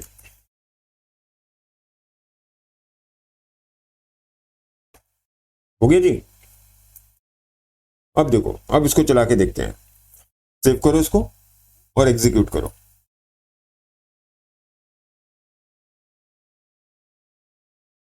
Enter the first value, again जैसे पहले किया था हमने। अच्छा पहले मैंने 10 कर, चलो कोई बात नहीं, इसको 15 कर दो। देख रहे हो, now you are getting the result as 25, ठीक है। अब 25 आ गया, ठीक है। जैसे हमने डिस्कस किया था कि अगर प्लस के दोनों ऑपरेंड्स न्यूमेरिक हैं तो क्या होगा, दोनों ऐड हो जाएंगे, कॉन्कैटिनेट नहीं होंगे, ज्वाइन नहीं होंगे, ऐड हो जाएंगे, ठीक है जी। और यहाँ पे देखो इंट क्लास क्या आ रही, इंट, क्यों, हमने टाइप कास्ट कर दिया था इसको इंट में, दोनों वैल्यूज को इंट में टाइप कास्ट कर दिया था। तो दोनों न्यूमेरिकल वैल्यूज को ऐड करोगे तो डेफिनेटली आउटपुट भी आपका न्यूमेरिकल होगा, इंटीजर ही आएगा। और ये राइटली इसने क्लास इंटीजर डिस्प्ले कर दी, ठीक है। लास्ट पॉसिबिलिटी क्या है, एक ऑपरेंट न्यूमेरिक और एक ऑपरेंट स्ट्रिंग, ठीक है। करके देखते हैं, बस इसको भी कवर करते हैं। उसी तरह इसको कमेंट आउट कर दो, पहले सारा सेलेक्ट कर लो, कमेंट आउट करो।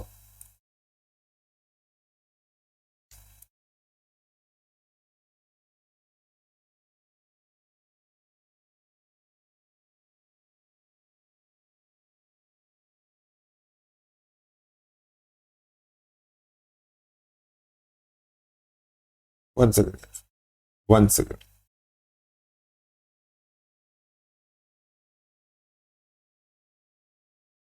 यहां से कॉपी करना है इसको, एक कॉपी, एक मिनट, ऊपर वाले को कर लेते हैं,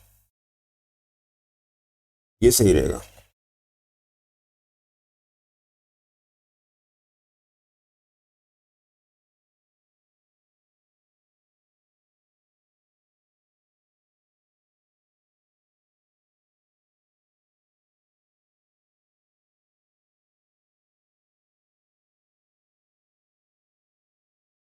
क्या करते हैं, इसको इंट में टाइप कास्ट कर देते हैं, एक वैल्यू ताकि स्ट्रिंग रहेगी और दूसरी आपकी इंटीजर में कन्वर्ट हो जाएगी, ठीक है। एक्स होगी आपकी स्ट्रिंग और वाई होगी आपकी इंटीजर, ठीक है।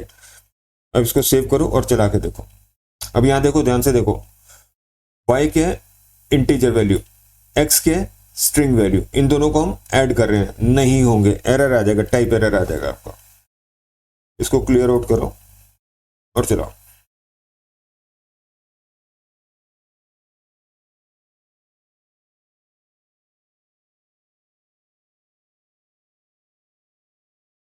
अरे यार सेव नहीं किया,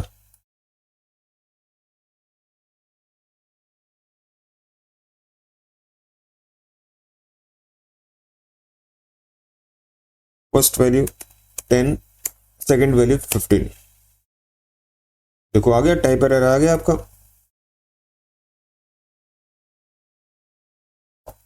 ठीक है। ये एरर आ गया है, कैनॉट कॉन्कैटिनेट स्ट्रिंग और इंट, ठीक है। तो ये एरर आएगा आएगा, राइट। तो ये पॉसिबिलिटीज फिर तीनों कवर हो गई आपकी। जब प्लस के दोनों ऑपरेंट्स न्यूमेरिक हैं तो ऐड होंगे, प्लस के दोनों ऑपरेंट्स अगर स्ट्रिंग है तो कॉन्कैटिनेट होंगे, और अगर एक स्ट्रिंग है और एक न्यूमेरिक है तो टाइप एरर आपका आएगा ही आएगा, राइट। तो ये फिर हमारा इनपुट स्टेटमेंट पूरी क्लियर होगी, इनपुट फंक्शन की वर्किंग पूरी क्लियर होगी, ठीक है। तो क्लोज करते हैं आज का सेशन, ठीक है। प्रैक्टिस करते रहो, अपना ध्यान रखो। Thanks for watching and see you in day 5 session, bye.